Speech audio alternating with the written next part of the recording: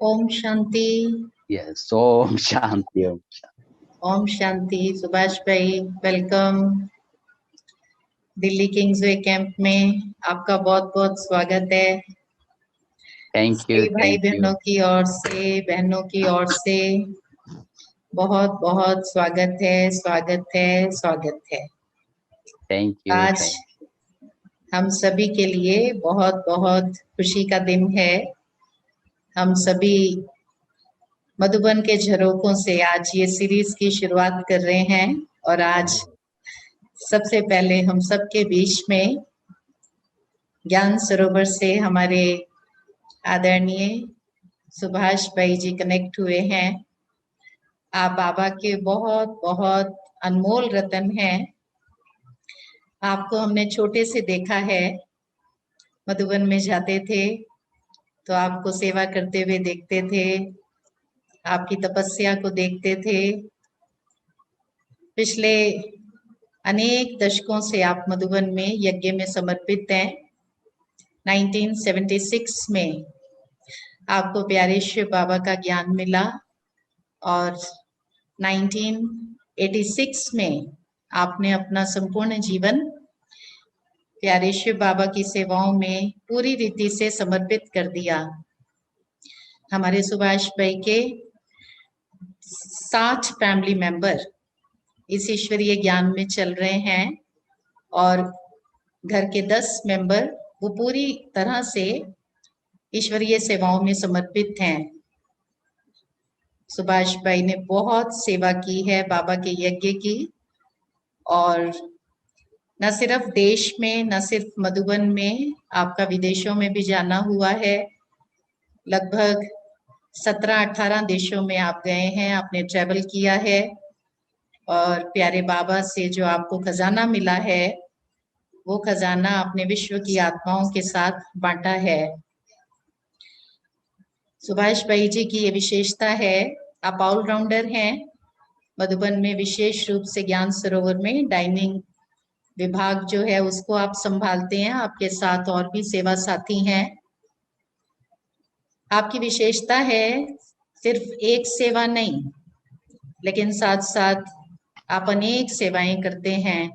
Dining विभाग संभालने के साथ साथ आप क्लासेस भी कराते हैं, योग भटियां भी कराते हैं और आप लेख भी लिखते हैं। आप बहुत सुंदर लेखक भी हैं। तो आपने हमारे परम आदरणीय दादी प्रकाश मणि जी, उनके जीवन चरित्र, उनके कर्म जो आपने उनके साथ रह करके जो उनसे प्राप्तियां की, जो उनके जीवन में देखा, तो आपने उनके बारे में लगभग 100 लेख लिखे। और दादी जानकी जी, उनके निमित्त भी आपने 50 के लगभग लेख लिखे हैं। और दादी गुलजार जी, उनकी याद में भी आपने स्वर्णिम क्षणों की स्मृतियां, दादी गुलजार जी 50 लेख लिखे हैं। जगदीश भाई जी, जगदम्बा सरस्वती माँ, आपने उनके निमित्त भी 25-25 लेख लिखे हैं। तो हमारे बाबा के अनमोल रतन, चमकता हुआ हीरा आज हम सब के बीच में है, ज्ञान की खुशबू फैलाने आए हैं। दादियों की, वरिष्ठ भाइयों की आपको बहुत बहुत पालना मिली है। सभी दादियों की, दीदियों की, जगदीश भाई जी की आपको विशेष पालना मिली है। तो आज हम सब के बीच में आपका आना हुआ है। आप ज्ञान की खुशबू फैलाएंगे और साथ साथ आपकी ये ज्ञान का जो जीवन आपका रहा है, ये जो आपने यात्रा की है प्रारंभ से लेके, आप वो भी सबके साथ शेयर करेंगे। तो आपका इस ज्ञान में कैसे आना हुआ, आपके परिवार के सदस्य कैसे जुड़े, फिर आपको क्या प्रेरणा आई जो आपने अपना संपूर्ण जीवन बाबा के हवाले कर दिया। क्योंकि ये जीवन का बहुत बड़ा फैसला होता है, कोई छोटा मोटा फैसला नहीं है। और कुमार जीवन जिसमें कितनी शक्ति होती है, कितनी ऊर्जा होती है, और आपने ये निर्णय लिया कि आपको अपनी विशेषताएं, अपना शक्तियां वो शिव बाबा के कार्य में लगानी है। तो आपके मन में क्या आया जो आप यज्ञ में समर्पित हुए, और समर्पित होने के बाद आपके सामने क्या क्या बातें आई जिनको आपने ज्ञान के आधार पर, शिव बाबा की मदद के आधार पर पार किया?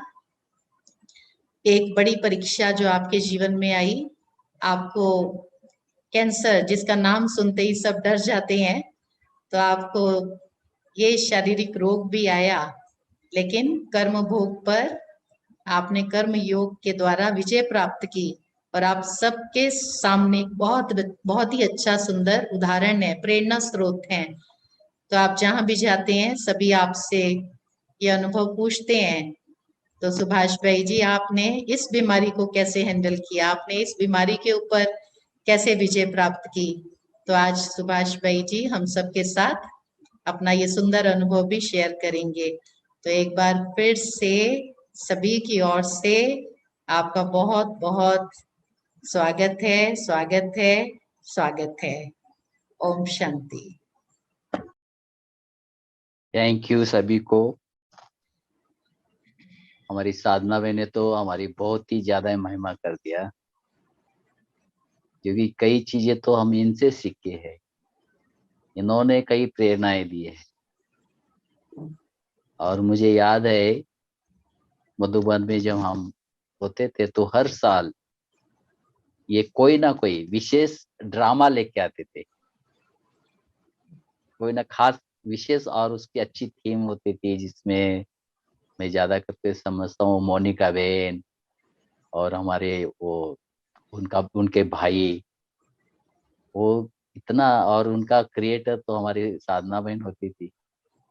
तो सब लोग, दादियां भी बहुत खुश हो जाती थी ये जो ड्रामा देख के। उनकी जो मतलब सीखने जैसी बातें होती थी उसमें।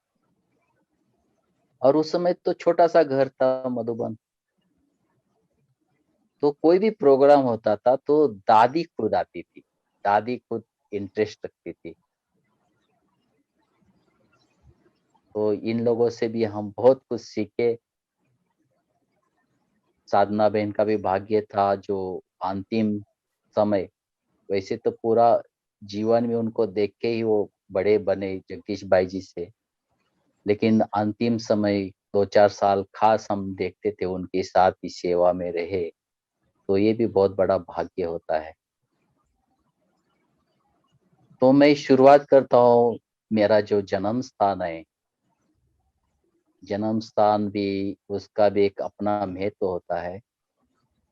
जो हमारे शिवाजी महाराज, जिसको सारी दुनिया जानती है, भारतवर्ष तो जानता ही है, तो शिवाजी महाराज का जहाँ जन्म हुआ और उसके बाद उनकी जो कर्म भूमि थी, उस कर्म भूमि में सतारा, उसके पास एक छोटा सा गांव है गुजरवाड़ी करके।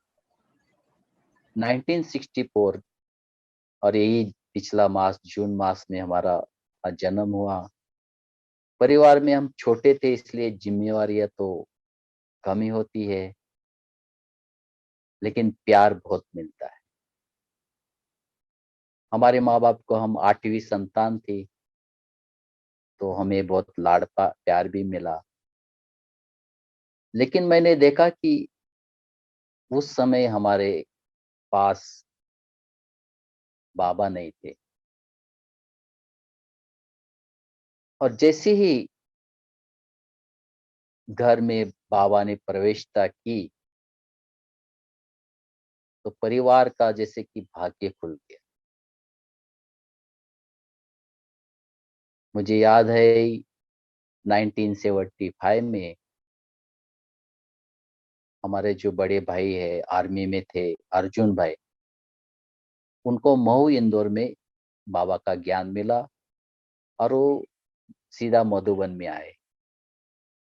और मधुबन में आने के पश्चात उन्होंने मधुबन में एक संकल्प किया कि मैं जब घर जाऊंगा छुट्टी पे, तो घर में गीता पाठशाला खोल। तो मुझे याद है 1976 में वो गांव आए, और वही जो पथ प्रदर्शिका किताब होता है 7 डेज कोर्स का, वो लेके, और 10 4 5 आत्मा परमात्मा का कैलेंडर्स थे, वो लेके ऐसे सबके सामने बैठ जाते थे। तो हम तो उस समय 4 क्लास में थे, तो कैलेंडर और वो किताब लेके उनके साथ साथ, ये कभी इधर कहीं है चौराहे पे, कभी उस चौराहे पे, गाँव तो छोटा था, तो वहां जाके बैठते थे, सुनते थे। तो सबसे पहले मुझे एक बात समझ में आई उस समय, क्योंकि हम तो छोटे थे, तो समझ तो इतनी नहीं थी, लेकिन एक पिक्चर ऐसा था कि उसमें लिखा था कि एक भिखारी था, शांति की भिखारी मांग रहा, शांति चाहिए, शांति चाहिए। तो ये गवर्नमेंट के पास जाता है, सन्यासी के पास जाता है, व्यापारी के पास जाता है, सब लोगों के पास जाके वो थक जाता है, और लास्ट में एक ब्रह्मा कुमारी दिखाई है, और वो कहती है, वो उसका हाथ ऊपर शिव बाबा के तरफ, एक ही परमपिता परमात्मा, वही आपको शांति की भीख दे सकते हैं। और वो परमात्मा के पास जाता है, और वो ज्ञान के आधार से वो भिखारी लक्ष्मी नारायण बन जाता है। नेक्स्ट पिक्चर में था कि जब ज्ञान मिला उसको, तो वो लक्ष्मी नारायण बन गया। तो मुझे तो इतना समझ में नहीं आया, लेकिन इतना कि भिखारी अगर लक्ष्मी नारायण बन सकता है, तो हम क्यों नहीं बन सकते। बस ये वो क्लिक पॉइंट था।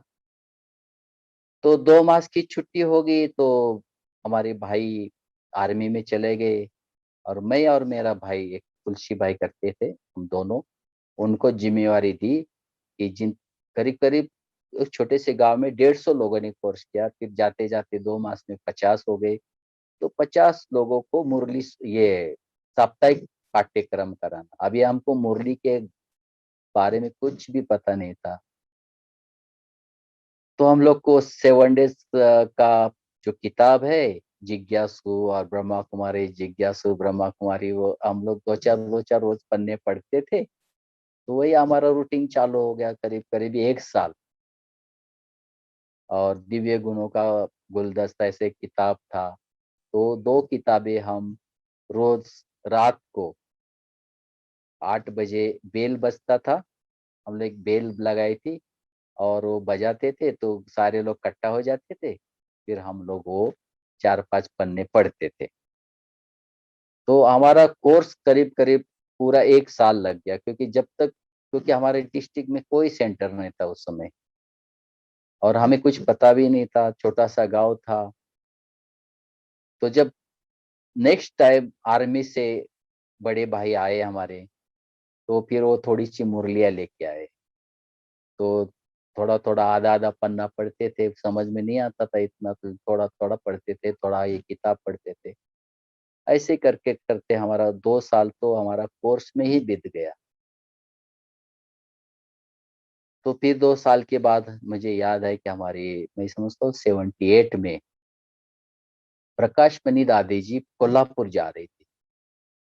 तो हमें निमंत्रण मिला कि प्रकाश मणि दादी कोल्हापुर जा रही, तो रास्ते में सतारा आता है, सतारा में जस्ट नया नया सेवा केंद्र खुला ही था, तो दादी वहाँ भोजन करेगी। तो जो भी लोग है, जो भी स्टूडेंट है, वहीं दादी सबको मिलेगी आधा घंटा। तो हमारे गांव से करीब 25 किलोमीटर था वो डिस्ट्रिक्ट, तो वहाँ गए। तो वही, हम तो छोटे थे, तो अब आगे जगह कम थी, तो आगे किसको करते करते करते मेरा मेरा जो नंबर आया ना, दादी के पैर के पास, प्रकाश मणि दादी बैठी है, और उसके पैर के पास मैं बैठा हूँ। वो मुझे अभी तक सीन याद आता है। तो बस वही प्रेरणा मिली, या समझो कुछ आशीर्वाद मिला होगा। तो 2 4 साल तो ऐसे निकल गए। फिर जब मैं 8 क्लास में गया, तो एक और समस्या कहो, एक पिताजी का देहांत हो गया।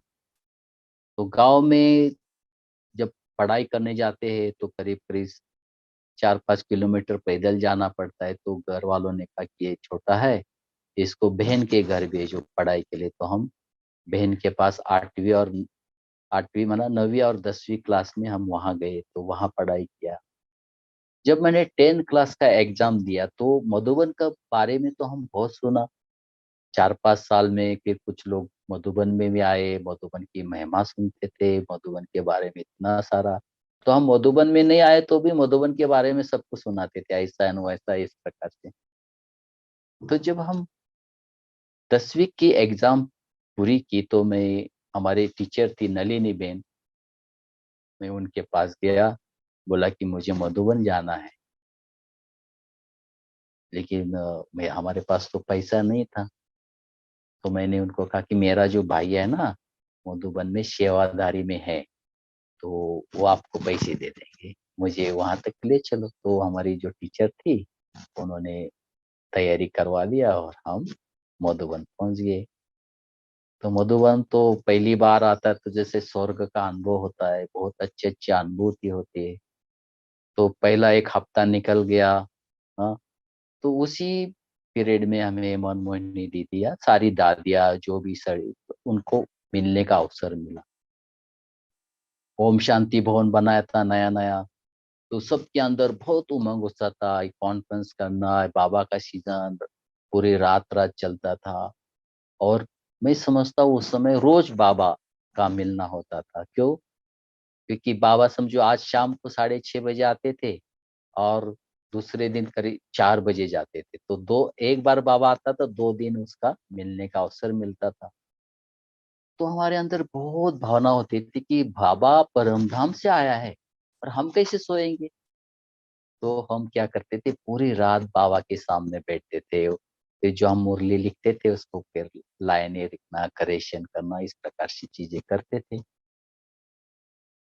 और उसके बाद क्या होता था वंडर, जब सब मिल जाते थे, लास्ट हो जाता तो बाबा अचानक याद करता था, अच्छा पूरी रात कौन जगे है, हाथ उठाओ। तो हम 4-5 लोग होते थे, हाथ उठाते थे। तो बाबा हमको खास गोली खिलाते थे ऊपर स्टेज पे बुला के। तो हमें तो जैसे कि वो चस्का लग गया था। पढ़ाई भी होती थी, बाबा का भी रिस्पेक्ट होता था, प्यार होता था। तो भोजन आदि करके फिर बाबा के सामने बैठ के सबके वरदान आदि सुनते थे, तो बहुत मजा आता था। और ये भावना होती कि भगवान आया और हम कैसे सो सकते हैं, ये भावना अंदर से रहती थी।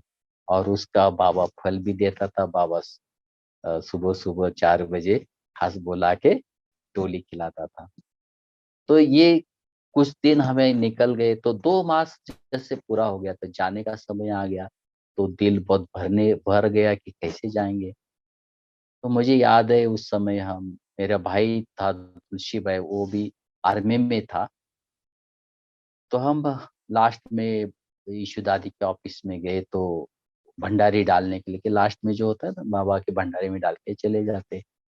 तो वहां जब गए तो वहाँ एक संदल था और सामने सोफा एक था और यीशु दादियाँ टेबल पे कुर्सी पे बैठी थी। तो जैसे हम गए ना तो वहाँ सारी दादियाँ थी। उसमें गुलजार दादी, मनोहर दादी, चंद्रमणि दादी और निर्मल शांता दादी, सारी दादियाँ वहाँ संदल पे बैठी है, हंसते मजाक कर रहे थे। ऐसे जैसे हम लोग गए तो एकदम शांत हो गए। तो हम गए तो समझ गए कि क्यों आए हैं। तो इशारा किया भंडारी उधर है, तो हम भंडारे में भंडारी डाल के वापिस निकल ही रहे थे। तो मनमोहिनी दीदी ने कहा, रुको, दादियों को सलोट नहीं मारोगे? तो बस, क्योंकि वो भाई ने हमारे आर्मी का ड्रेस पहना था ना, तो दीदी ने ऑर्डर किया भाई सलोट। तो भाई को तो बहुत खुशी, उसने एकदम जोर से ऐसा सलोट मारा। तो सब दादियाँ इतना हंस रही थी। और फिर मनमोहिनी दीदी ने फिर उसका रिप्लाई भी सलोट के हिसाब से ऐसे दिया। तो दीदी के साथ वो हमारा लास्ट का मिलन था, 1983 की बात है। उसके बाद हम घर गए तो पढ़ाई करते थे। पढ़ाई जैसे लास्ट का पेपर होता था, नेक्स्ट डे हम मधुबन पहुंच जाते थे सेवा। हमारी भोली दादी से अच्छा दोस्ती हो गई थी, प्यार हो गया था। तो जैसे आते थे तो भोली दादी हमको पकड़ लेती थी, क्योंकि हम वहां सीख गए, झाड़ू पोछा बर्तन जो भी था वो सेवाएं फटाफट फटाफट कर लेते थे। तो हम तो घर में कुछ इतनी चीजें तो नहीं आती थी, लेकिन मैंने देखा मधुबन में भोली दादी ने, जैसे माँ होती है ना, माँ जैसा मुझे ट्रीट किया, सिखाया, छोटी छोटी बातें सिखाई। वहां से शुरू, सेगड़ी कैसे जलानी है, पोछा कैसे लगाना है, मक्खन कैसे निकालना है, हाँ? तो ये सारी चीजें धीरे धीरे धीरे सिखाती थी। एक बार की बात है, आ, मैं प्रकाश मणि दादी जी का क्लास था, तो मुझे बहुत खुशी हुई थी, दादी का क्लास है, हो सकता है पहली बार ही मेरे को मधुबन निवासी के क्लास में जाने का मौका मिला था। तो मैं बहुत खुशी से भोली दादी के पास गया, दादी प्रकाश मणि दादी का क्लास है। तो उसी समय क्या था, कोई गेस्ट आने वाले। तो भोली दादी ने कहा, नहीं, मेहमान आ रहे, उसको तुम खाना खिलाओ। तो मैं तो बोला, नहीं, दादी का क्लास है ना। तो भोली दादी ने मुझे बुलाया, इधर आओ, इधर बिठाया पास में, और मेरा कान पकड़ा छे, कहता है कि ना, कहता है ना माना नास्तिक, ना माना नास्तिक, बाबा के बच्चे ना नहीं कहते कहते। मेरा क्लास करा दिया, और फिर मैं क्लास में नहीं गया, और वो अपने मेहमानों को भोजन आदि खिलाया। तो वो जो दादी ने लेसन दिया कि ना माना नास्तिक, तो कभी भी मैं फिर हाँ जी, हाँ जी दादी, कुछ भी काम होगा, हाँ जी दादी, हाँ जी दादी। तो वो देखा कि वो हाजी हाजी हाजी बाबा हमें कहाँ से कहाँ तक लेके आया। और सचमुच बहुत बड़ी बात होती है कि ऐसे समय एक शिक्षाएं देना, एक एक चीज सिखाना, तो ये एक दूसरी माँ के रूप में नहीं, एक जन्म देने वाली माँ और ये भोली दादी माँ, कई बार दोनों माँ साथ में मिलती थी। एक बार क्या हुआ, हमारी माँ को आदत थी, जैसे मैं घर से आता था ना, तो थोड़ा चावल, थोड़ा दाल, थोड़ा सा गुड़, थोड़ा सा ये ऐसी चीजें बांध के गठड़ी में काफी भोजन हो जाता था। तो मैं बोलता था, काय के लिए, वहां तो बहुत है, बाबा के बोरिया की बोरी भरी पड़ी यहाँ के। तो जो लोग की माँ है मुझे डांटती थी, ऐसा नहीं कहो, ये हमारे घर का थोड़ा थोड़ा जाना चाहिए बाबा के। जब वो मैं भोली दादी के पास लेके जाता था, तो भोली दादी बहुत खुश हो जाती थी। फिर बोलती थी, अच्छा गेहूं में गेहूं डालो, चावल में चावल डाल दो, गुड़ में गुड़ डाल दो, बड़ा प्यार से। तो मुझे उसका मतलब भोली दादी के पास उसका वैल्यू का पता चलता था कि बाबा के यज्ञ में गरीब का बहुत ही छोटी चीज भी कैसे ये हो जाती है। तो हमने देखा कि परिवार, मतलब बाबा हमारे जैसे घर आया, तो हमारी परिस्थिति में बदलाव आने लगा। गांव के हिसाब से हमारा घर बहुत अच्छा बना, कुछ खेती, हमको 1 किलो आलू लेने में मार्केट जाना पड़ता था। तो जब खेती लिया और किया, तो उसमें हमारी खेती में 1 ट्रक आलू ही निकल गया। तो सारे गांव वाले हैरान हो गए, ये क्या चमत्कार है, मतलब ट्रक पर एक आलू निकलना गांव एक खेती से। तो ऐसे ऐसे बहुत सारे अनुभव होते गए बाबा के आने के बाद। और बाबा आने के कारण घर पूरा निर्व्यसन हो गया, घर में कोई व्यसन नहीं, कुछ नहीं। और जो बहनों की हमारी शादी विधि हो गई थी, तो हम जब जाते थे, तो हम उनके घर में नहीं जाते थे। तो बोलते थे, आप हमारे घर क्यों नहीं आते? तो हम बोलते, आप तो बाबा के नहीं है ना, तो हम खाना नहीं खाएंगे आपके पास, तो क्या आने में। तो उन्होंने कहा, नहीं नहीं, हम गीता पाठशाला खोलेंगे तो आओगे ना। तो फिर वो 3 बहनें थी, तीनों ने अपने अपने घर में गीता पाठशाला खोल दी। तो इस प्रकार सेवाएं बढ़ती गई, बढ़ती गई। तो मेरा जो सेवा का जो आकर्षण देखते हुए प्रकाश मणि दादी ने मुझे टेस्ट करने के लिए, टेस्टिंग के लिए 1985 में मुंबई भेजा, जो अभी वर्तमान समय ओम निवास करके पुकारते उसको, पहले उसको गुजराती क्लब नाम था। तो वहाँ क्या हुआ, जो उसके मालिक थे हरि भाई, उनकी वाइफ ने शरीर छोड़ा। वो दोनों भी ज्ञान में चलते थे, तो वाइफ ने शरीर छोड़ा तो वो अकेले हो गए। तो प्रकाश मणि दादी को पता चला, वो दादाजी है वो अकेले हो गए, इसको बच्चे की वासना देने के लिए बाबा के घर से इसको भेजो। तो मैं उनके पास गया, बस उनके साथ रहना घूमना फिरना यही होता था। इतना बड़ा व्यक्ति था, तो योग करना उनके साथ जाना, फिर नलिनी बहन थे वहाँ घाटकोपर में, उनके सेंटर पे जाना। तो 2-3 मास वहाँ रहे। फिर 1985 दिसंबर मास में बाबा को मिलने का प्रोग्राम हुआ, और उनकी जो भी प्रॉपर्टी थी वो अविक्त बाबा के पास स्टेज पे जाके उन्होंने व्हील किया और बाबा के समर्पण किया वो इतनी बड़ी प्रॉपर्टी। आज वो ओम निवास करके विदेशी लोग आदि यूज करते, योगिनी बहन के पास है वो। तो वो पहली एक सेवा के बाबा ने जैसे निमित्त, मतलब एक सेवा दी हमें। जब मैं वापिस आया, तो वापिस आने के बाद फिर यहाँ सेवा में शुरुआत हुई। और मुझे याद है मैं बहुत छोटा था, तो प्रकाश मणि दादी मुझे हर बार बोलती, तुम बहुत छोटे हो, पढ़ो लिखो नौकरी करो, ऐसे ऐसे दादी मुझे बोलती थी। मैं हाँ जी दादी बोलता था। तो 1986 की बात है, दादी ने मुझे ऐसे रास्ते में जा रहे थे, पांडव वन के आंगन में मुझे पकड़ लिया। बोलते कब जा रहे हैं? वो मैं तो जाने का मन नहीं था कि 6-7 मास हो गया था मधुबन में, सेवा भी अच्छी चल रही थी, लेकिन दादी को तो ना नहीं बोल सकती।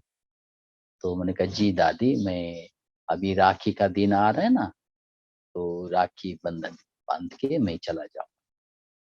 तो दादी बोली, अच्छा ठीक है, ऐसा करके दादी ने मुझे अच्छा ब्लेसिंग दिया। तो करीब करीब 7-8 दिन मिले उसमें।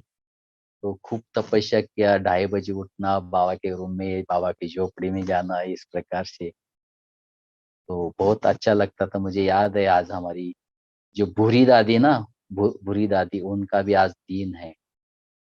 तो उनके साथ हम खाना खिलाते थे। बूढ़ी दादी, जो मम्मा की ब्राह्मणी थी जमुना दादी, जो संगम भवन में थी पालू दादी। तो ये जो, और ये कैलाश दीदी जो सुंदरलाल की जो वाइफ थी, कैलाश बहन, वो ये खाना खिलाने। और उसके पहले कोई ऐसा भाई समर्पित नहीं था जो खाना खिलाने मधुबन निवासियों को खाना। वो जो भंडारे वाले होते थे वही खाना ला के रख देते, और फिर ये दादियाँ खाना खिलाती थी। तो मैंने दादी जी को बोला, जी दादी राखी बांध के जाऊंगा। तो राखी का दिन आ गया, खूब तपस्या किया, और मैंने सोचा ये तो मेरा लास्ट का दिन है। तो सभी मधुबन निवासियों ने राखी बांधी, सभी ने, और मैं लास्ट में सामने बैठा था। दादी जी ने मुझे बुलाया, वो तिलक आदि देखे, दादी जी ने राखी बांधा, और दादी जी ने मेरे हाथ में हाथ पकड़े, इतना जोर से दबाया ऐसे, और कहा ऐसे किया, आज से तुमको कहीं नहीं जाना। मैं तो एकदम हैरान हो गया, ये क्या हो गया, ये कौन सी लॉटरी मिल गई? कल तक तो दादी बोलती जाना है, आज एकदम क्या हो गया? तो मुझे तो इतनी खुशी हुई, मैं दौड़ते दौड़ते दौड़ते भोली दादी के पास गया, सूरज भाई के पास गया। मुझे दादी ने छुट्टी दिया, मुझे दादी ने छुट्टी दिया, क्योंकि ये बहुत बड़ी बात थी, क्योंकि इतने सालों से मैं तपस्या कर रहा था समर्पित होने की। तो वो मुझे मतलब अरमान पूरा हो गया। तो उसके बाद मेरा समर्पित में नाम में आ गया। तो बाद में मुझे कहा कि कैसे हुआ ये अचानक? तो क्या हुआ, जैसे हमारी बुरी दादी है, भोली दादी, इनको पता चला ये जाने वाला है, तो ये सारी जो जमुना दादी सब भोली दादी के पास गई। भोली दादी को कहा कि ये लड़का है ना बहुत सेवा करता है, हमको चाहिए ये, आप बड़ी दादी को बोलो, ऐसे करके। तो जिस दिन राखी का दिन था, उसी सुबह भोली दादी बड़ी दादी के पास जाती है वैसे भोजन का प्रोग्राम लेने के लिए।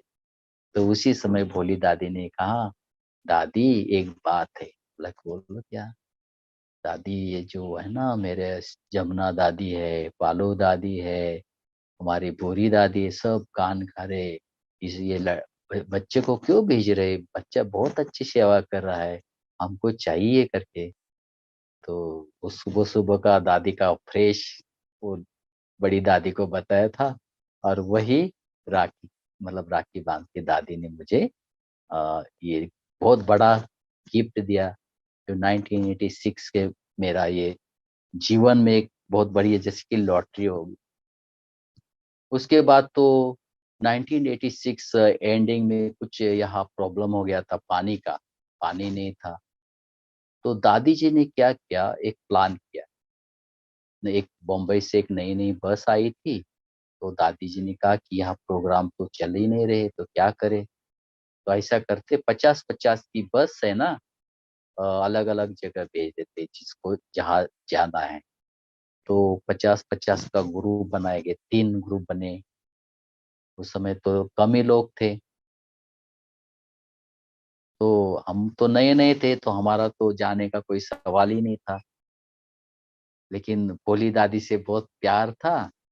तो क्या हुआ, हमारे जो रामलोचन भाई थे, उनको कहीं दिल्ली या कहीं भोजन बनाने के लिए ऑफर आया कि हमको 2 भाई को भेजो यहाँ भोजन बनाने के लिए। तो बस में क्या हुआ, 2 सीट खाली हो गई। तो भोली दादी को पता चल गया कि भंडारे से ही जा रहे थे रामलोचन भाई। तो भोली दादी ने कहा, दादी ये बच्चा है ना, उसका बड़ा दिल है बस के साथ जाने का। तो प्रकाश मणि दादी ने छुट्टी दिया, या अच्छा भले कोई बात नहीं। तो देखो कितना मतलब बड़ा दिल होता है, मैं नया नया हूँ और दादी, बड़ी दादी ने छुट्टी दिया।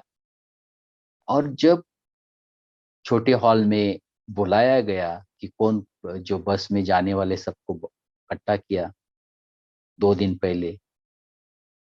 तो दादी जी को पता है ये तो नया लड़का है, इसके पास तो कपड़े भी नहीं होंगे। तो दादी जी ने देखा मेरा साइज का जो जो जो 2-4 लोग थे। तो दादी ने बोला, अच्छा देखो ये छोटा बच्चा है, तुम्हारा कपड़ा इसको आएगा, तो 2-2 जोड़ी आप इसको देना सब, मतलब जो गंजी है, ड्रेस है, पायजामा सब। तो इतना प्रकाश मणि दादी की ध्यान रखती थी कि देखो इसको वहां तकलीफ हो जाएगी रास्ते में करके।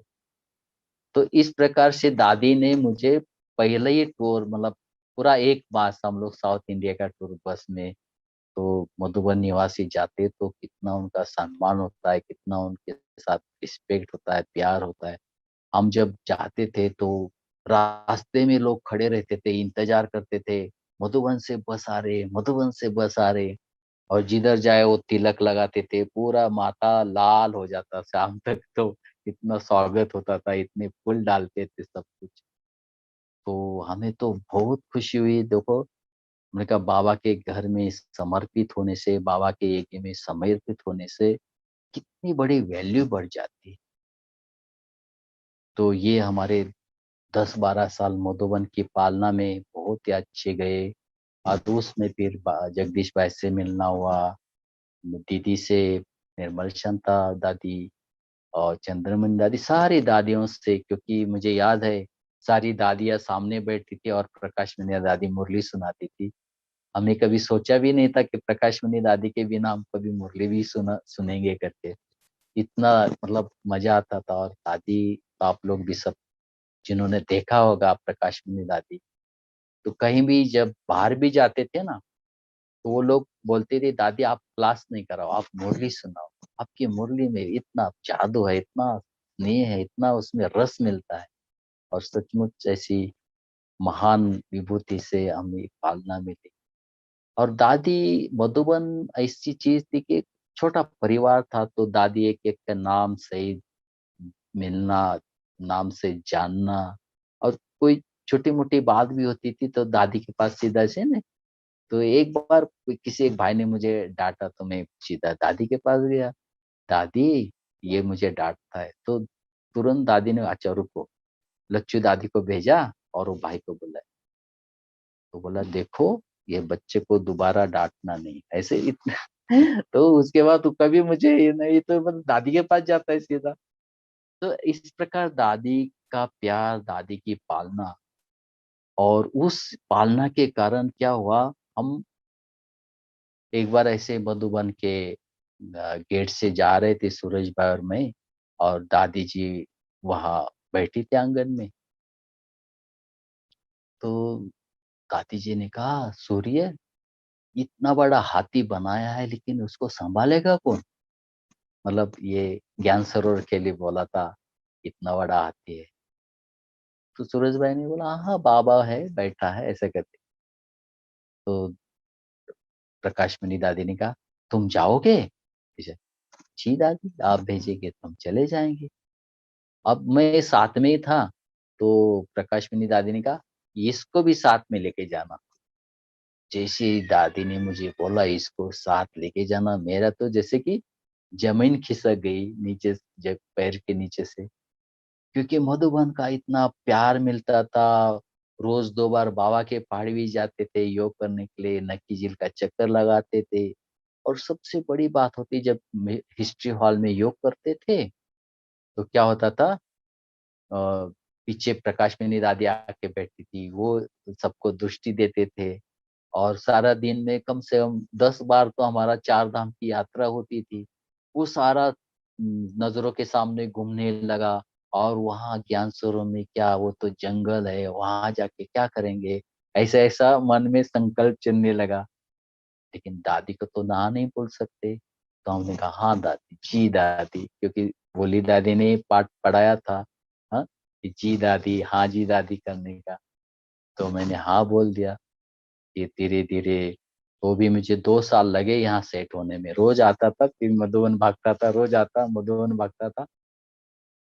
लेकिन मैंने देखा, जब ज्ञान सरोवर की शुरुआत हुई, तो पहले साल में 13 कॉन्फ्रेंस हुई, इतने मिनिस्टर, इतने वाइस चांसलर, इतने सारे बड़े बड़े वीआईपी, और इतना अनुभव नेता। जो लोग प्रोग्राम ऐसा बनाया था, आते थे, जिस दिन जाने का होता था उस दिन आने का होता था। और वो इतना बर्तन नहीं होता था, वही बर्तन धोना है, वही बर्तन धुलाई करके ये करना। तो रात को 11 बज जाता, वो मायूं से बर्तन धुलवाना, सफाई करना, ये करना, बिजी रहते थे। फिर धीरे धीरे सेवा के कारण मधुबन का जो है ना, मोह थोड़ा कम होने लगा। फिर हम फिर यहीं, यहाँ तो रूम था ही, तो यहीं आराम करने लगे। फिर कभी कभी बीच में एक आधा दिन मिलता था, तो जाते थे भोली दादी से मिलने। जब भोली दादी से मिलने जाती तो भोली दादी बहुत नाराज हो जाती थी, जाओ मेरे से, जाओ दूर जाओ, मेरे पास नहीं आना। तो को इतना पालना दिया और वहां जाके बैठा, मुंह भी नहीं दिखाता, ऐसे नहीं, माँ जैसे एक बच्चे को करती है। फिर डांटती थी, फिर बुलाती थी, फिर अपने पास बिठा के फिर पूछती, क्या करता है सारा दिन, क्या क्या सेवा होती, कौन आता है, क्या आता है, सारा पूछती थी। फिर वो मक्खन, फ्रेश वाला मक्खन होता था, उसमें चीनी का भूरा डाल के फिर खिलाती थी, "ये खाओ, तुम बहुत मेहनत करते हो ना, थक जाते हो, ये करते हो।" इस प्रकार दादी मक्खन खिलाती थी। तो दादी के अंदर इतना प्रेम प्यार होता था। मुझे याद है, जब दादी बीमार हो गई थी, भोली दादी की बात नहीं कर रहा हूँ। तो भोली दादी जब बीमार हो गई थी, तो कभी वो बाहर गई ही नहीं, अहमदाबाद इधर कहीं। तो वो बहुत दुखी हो गई। और उसी दिन आविक्त बाबा आए थे, तो आविक्त बाबा के पास जा रहे, मिलने गई। तो भोली दादी ने कहा, बाबा मुझे अहमदाबाद नहीं भेजो ना, मुझे नहीं भेजो ना, ऐसे कुछ उसका स्कैन आदि कुछ करना था, कुछ ट्रीटमेंट देना था। तो बाबा ने कहा, बच्ची कोई बात नहीं, तुम बिल्कुल नहीं जाना। और बाबा ने एक टोली का पीस दिया और कहा, बच्ची ये खा लेना, बस। वो दादी ने वो टोली खाया। दादी एकदम बेड पे थी। दूसरे दिन मैंने देखा दादी किचन में सेवा कर रही है। तो मैंने देखा, ये बाबा की भावना और ये बाबा का जो अनुभव है, वो मैंने प्रैक्टिकल देखा। क्योंकि दादियों के साथ दादियों ने जो पालना दी, वो बहुत बड़ी चीज होती है। और प्रकाश मणि दादी हमें, दादी थी, छिपा ब्रह्मा कुमारी थी, ये बात अलग है, लेकिन दादी हमारी माँ है, वो सबसे बड़ी चीज लगती थी। तो मुझे याद है शुरू शुरू में इतना मतलब लगा हो जाता था दादी के साथ। एक बार क्या हुआ, दादी की छाती में थोड़ा दर्द हो गया। अब सारे लोग को दादी के कमरे से बाहर घूम रहे, निर्भय भाई, बनारसी भाई, प्रताप भाई, ऐसे ऐसे। हम भी गए, हम तो छोटे थे, हमें थोड़े अंदर कोई जाने देता है। तो मैं बाबा के कमरे में गया और बाबा को कहा, बाबा हमारी माँ को क्या हो गया बाबा, ऐसे करके बाबा के साथ बात किया। तो क्या हुआ, बाबा ने मुझे बाबा के दिल दिल के पर जैसे कि दादी का पिक्चर देखा मैंने। और बाबा बोलते है, तेरी माँ को कुछ नहीं होगा, जाओ सेवा में, ऐसे करके। मैं एकदम रिलैक्स हो गया और मैं भंडारे में गया। और 10 मिनट के बाद मैसेज आता है कि दादी की तबीयत एकदम ठीक हो गई। कुछ नहीं, वो गैस का कुछ प्रॉब्लम होता है, गैस चढ़ गया था छाती में, उसके कारण दादी को थोड़ा दर्द हो गया तो खत्म हो गया। तो ये ऐसे ऐसे बाबा मतलब अनुभव कराता था। मुझे याद है एक बार हम नया नया लिफ्ट बना था, और लिफ्ट बना इतना, यज्ञ में इतनी संपन्नता नहीं थी, तो हमारे जो वेल्डिंग डिपार्टमेंट में आनंद काका थे, उन्होंने क्या किया, एक लिफ्ट बनाई, मतलब वेल्डिंग करते करते 16,000 में। तो उसमें हाथ में घुमाने से, हैंडल से वो बाल्टियां ऊपर आती थी, नीचे जाती थी, ऐसा करते, फिर एक मोटर लगी, फिर ऐसे। तो क्या हुआ, एक दिन लिफ्ट खराब हो गई, तो करीब 12 बजने में 10 मिनट कम था, 5-7 मिनट कम था। तो लिफ्ट ठीक हो नहीं रही थी, क्योंकि 4 मंजिल ऊपर भोजन लाना है। तो मैं भोली दादी के पास गया, दादी लिफ्ट खराब हो गई, अब अभी तक खाना नहीं आया डाइनिंग में। तो भोली दादी ने, जाओ जाओ जाओ, बड़ी दादी के पास जाओ। मैं दौड़ते दौड़ते गया, तो प्रकाश मणि दादी, ईशु दादी के ऑफिस में बैठी थी, कुछ लेटर आदि पढ़ रहे थे। तो जैसे मैं गया तो दादी ने, क्या हुआ क्या हुआ, लेटर उधर रख दिया और मुझे पूछा। तो मैंने कहा, दादी 12 बजने वाला है और अभी तक भोजन डाइनिंग में नहीं आया, लिफ्ट खराब है। अच्छा ऐसी बात है, मैं आती हूँ ना। तो दादी मेरे साथ आ गई। मैं सोच रहा था दादी क्या करेगी, इतने थोड़े बड़े पतीले उठाएगी करके, ऐसे करके। हम तो छोटी बुद्धि थी, उस हिसाब से सोच रहे थे। तो दादी जैसे डाइनिंग में आए ना, तो दादी के देख के सब लोग इकट्ठा हो जाते हैं ना, दादी आई करके। तो 20-25 भाई वहाँ दादी के, दादी ने कहा, जाओ सुभाष के साथ जाओ नीचे और भोजन उठा के ले आओ। तो बस 20-25 भाई फटाफट आए, एक एक पतीला, 4-4, 5-5 लोगों ने उठाया, सीधा डाइनिंग में। 5 मिनट में भोजन शुरू, 12 बज गया, इधर भोजन शुरू। तो ये दादी के अंदर कमांड थी, दादी के अंदर प्यार था, दादी के अंदर वो शक्ति थी। और मैंने देखा, दादी हर एक को वैल्यू देती थी, रिस्पेक्ट देती थी, प्यार देती थी। चाहे धोबी घाट का अगर इसमें मुरली में नाम आता है, तो धोबी घाट वालों को उठाती थी, अच्छा देखो बाबा ने आपको याद किया, कभी फूल देती थी। तो एक बार क्या हुआ, एक मुरली में एक पॉइंट आया कि सतयुग में तो दूध दही की नदियां बहती है, मक्खन होता है, ऐसे दादी बड़े एक्शन से बता रही थी। दादी को अचानक याद आया, अच्छा अच्छा बोलो, यहाँ मक्खन कौन निकालता है। अब उस समय अर्जुन दादा की तबीयत थोड़ा ठीक नहीं थी, अर्जुन दादा ने मुझे सिखाया कि ऐसा मक्खन निकलता है, तो मैं मक्खन निकालना तो सीख गया, भोली दादी ने सिखाया।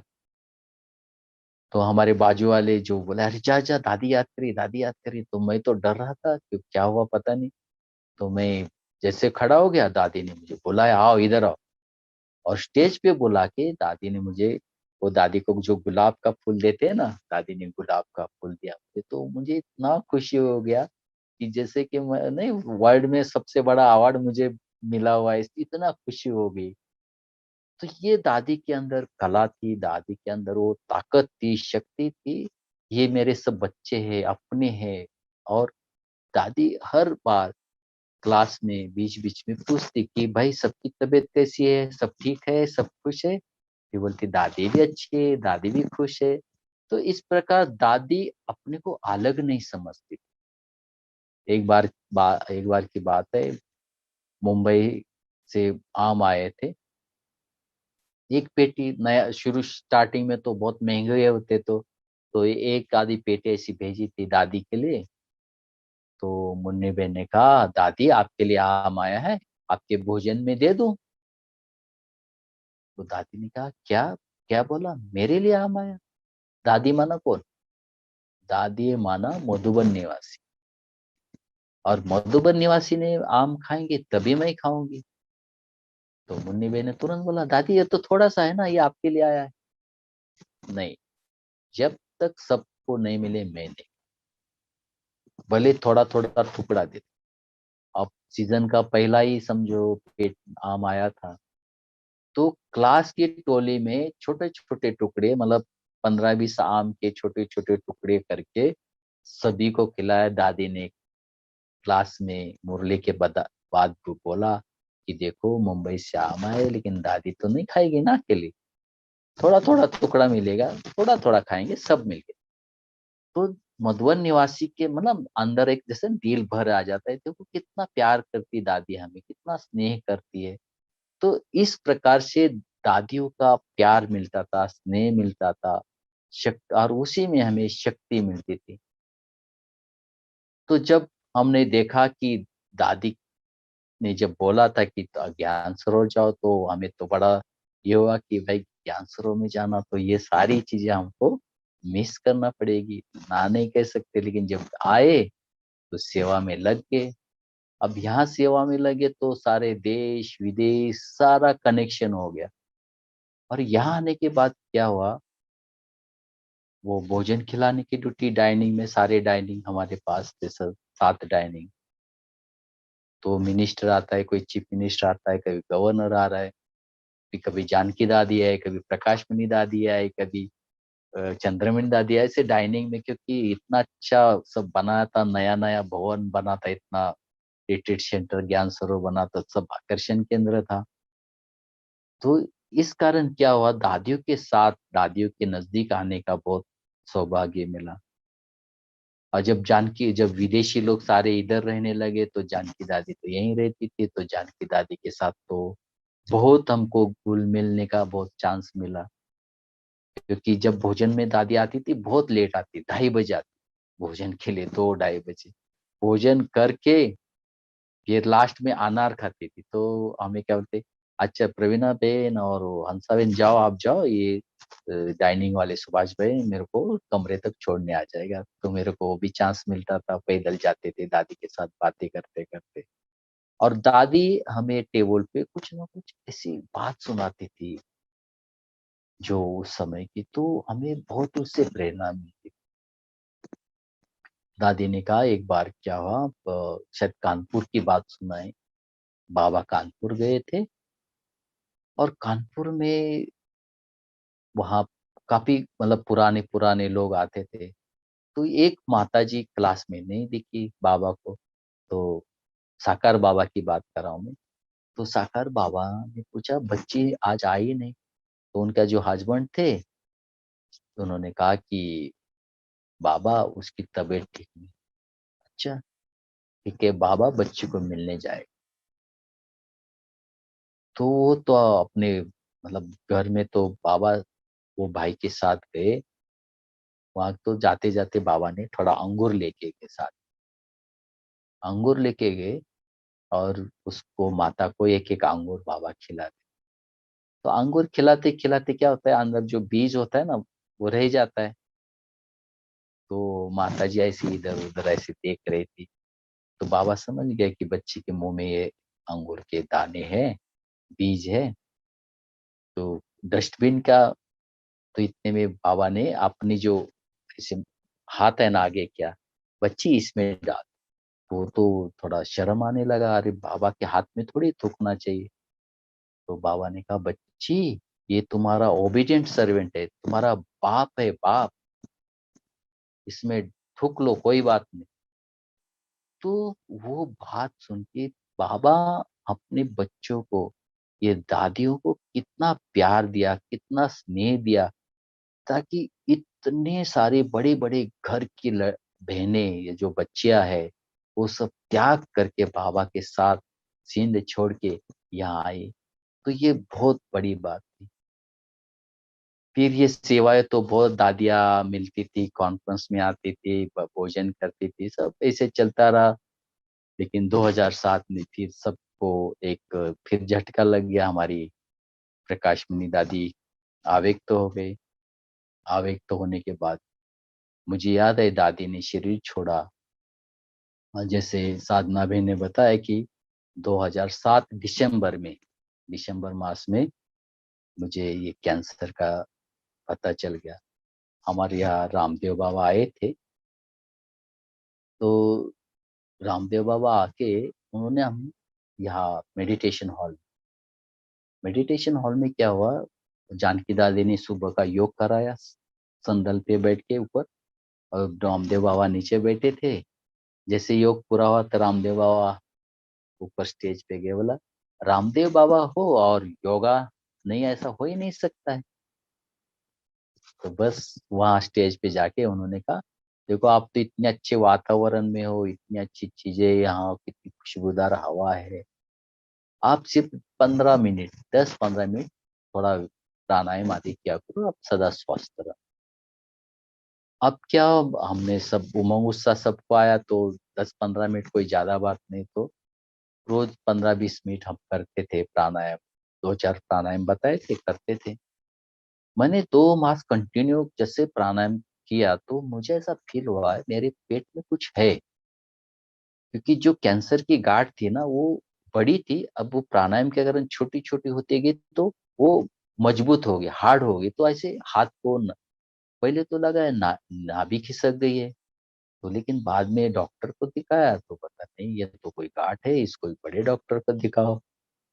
तो मैंने चलो ठीक है। और उसी दूसरे दिन यहाँ अशोक मेहता आने वाले थे, तो उनसे बात किया तो बोला अच्छा आ जाना। संडे के दिन था, उधर ही एक खटिया पे लिटा के उन्होंने चेक किया और कहा कि कल तुम बाबा का प्रोग्राम करके मुंबई को चलो मेरे साथ। तो मैं तो उनके पहले मुंबई भी पहुंच गया, उधर चेकअप हो गया, तो उनको तो डाउट था ही। तो बायोप्सी किया, ये किया, जब रिपोर्ट आया तो मैं लिफ्ट से ऊपर जा रहा था ऐसे, तो मुझे हमारा जो बहन का लड़का था साथ में, उसने कहा कि ये जो है ना आपका रिपोर्ट है ना पॉजिटिव है। तो मैंने कहा हाँ पॉजिटिव तो होना चाहिए, बाबा तो यही सिखाते हैं हम, पॉजिटिव रहना पॉजिटिव रहना।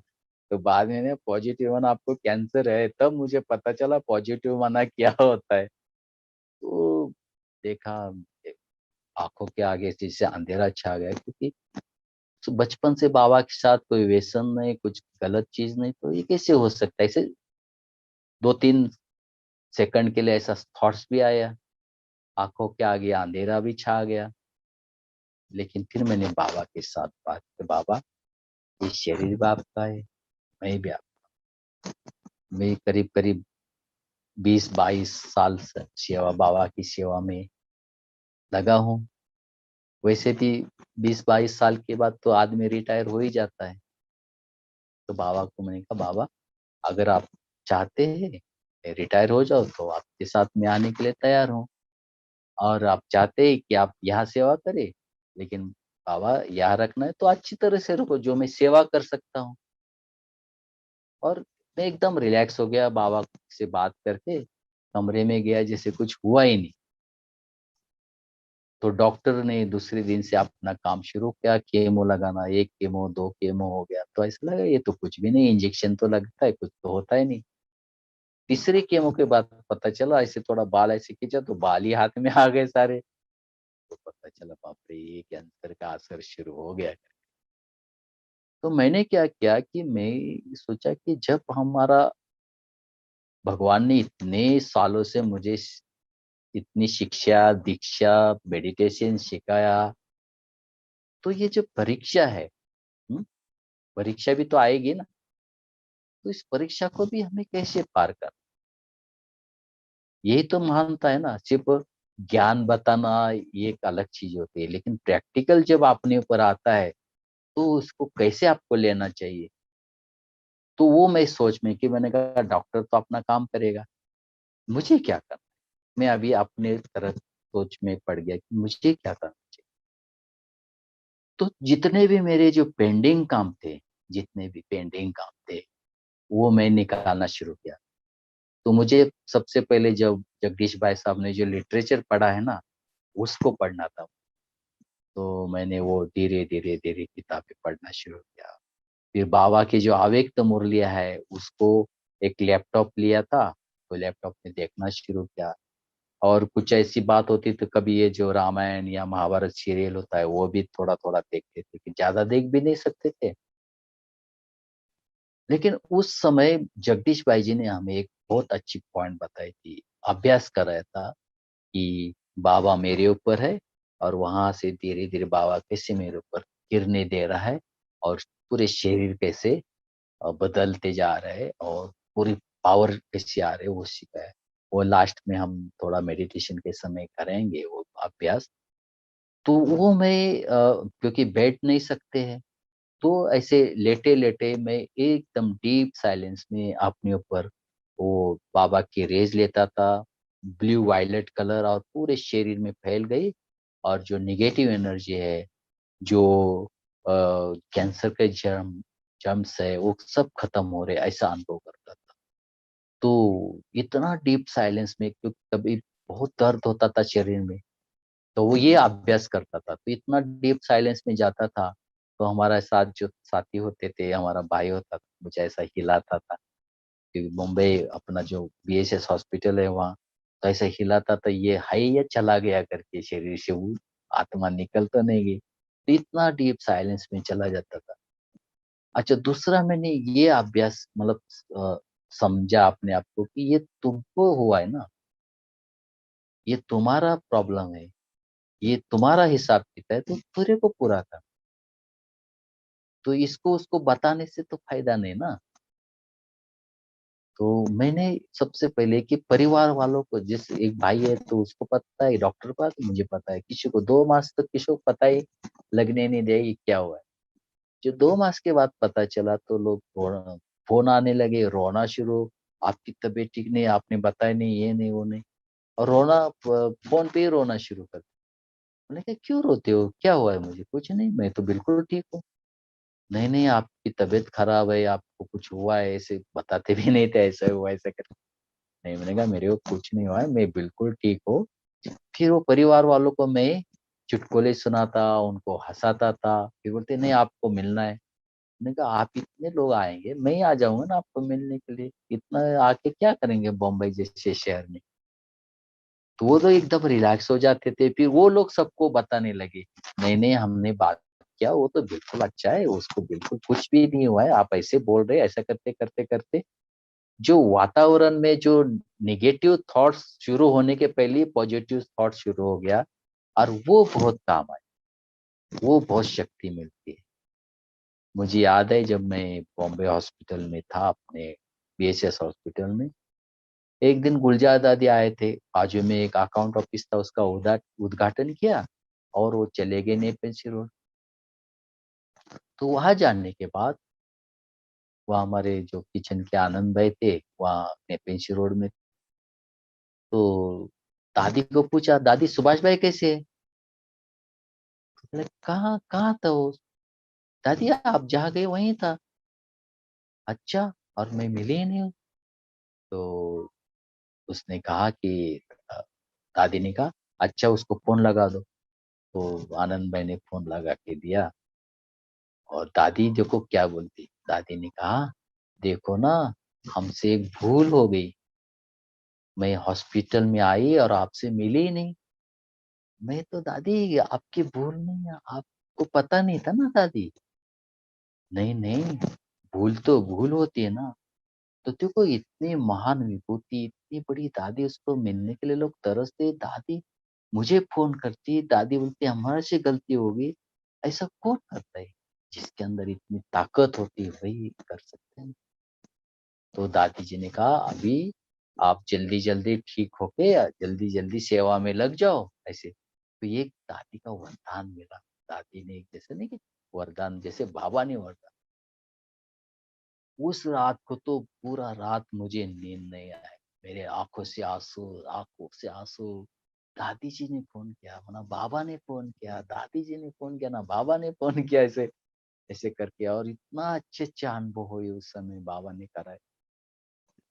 तो ये बड़ों की महानता होती है, बड़ा निर्माणता होती है कि हम दादी के सामने कितने छोटे, लेकिन कितनी दादी के अंदर वो महानता।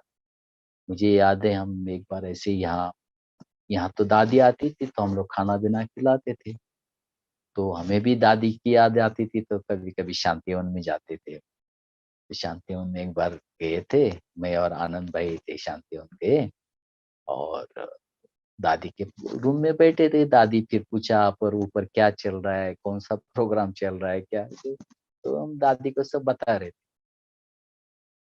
तो नीलू बहन तो अपने काम में बिजी होंगी इधर उधर, हम दोनों दादी बस बैठे थे आराम से। तो दादी जी ने कहा अच्छा बैठो मैं अभी आती हूँ, तो हमने सोचा दादी कुछ काम से गई।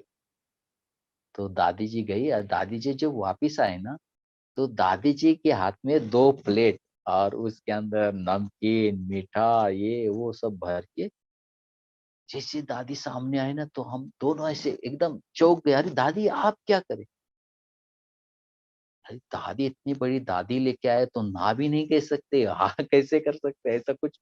तो दादी ने कहा देखो, मैं जब ज्ञान सरोवर में आती हूँ तो आप लोग कितनी खातिरी करते हो, तो मैं भी करूंगी। तो इतनी बड़ी विभूति, इतनी बड़ी महान आत्मा दादी के अंदर कितना निर्माण था कि खुद प्लेट तैयार करके खुद लेके खुद हमें खिलावे। तो ये दादियों के साथ के जो अनुभव है हम कभी नहीं भूल सकते।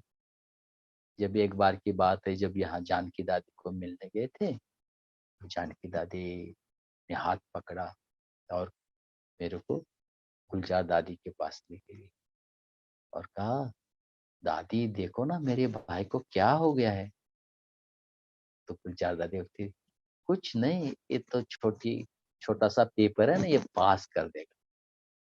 देखो कैसे वरदान मिलता है, देखिए कैंसर जैसी बीमारी है, जैसे कि वो तो परम धाम ही आ जाता है, तो दादी ने ऐसे वरदान दिया।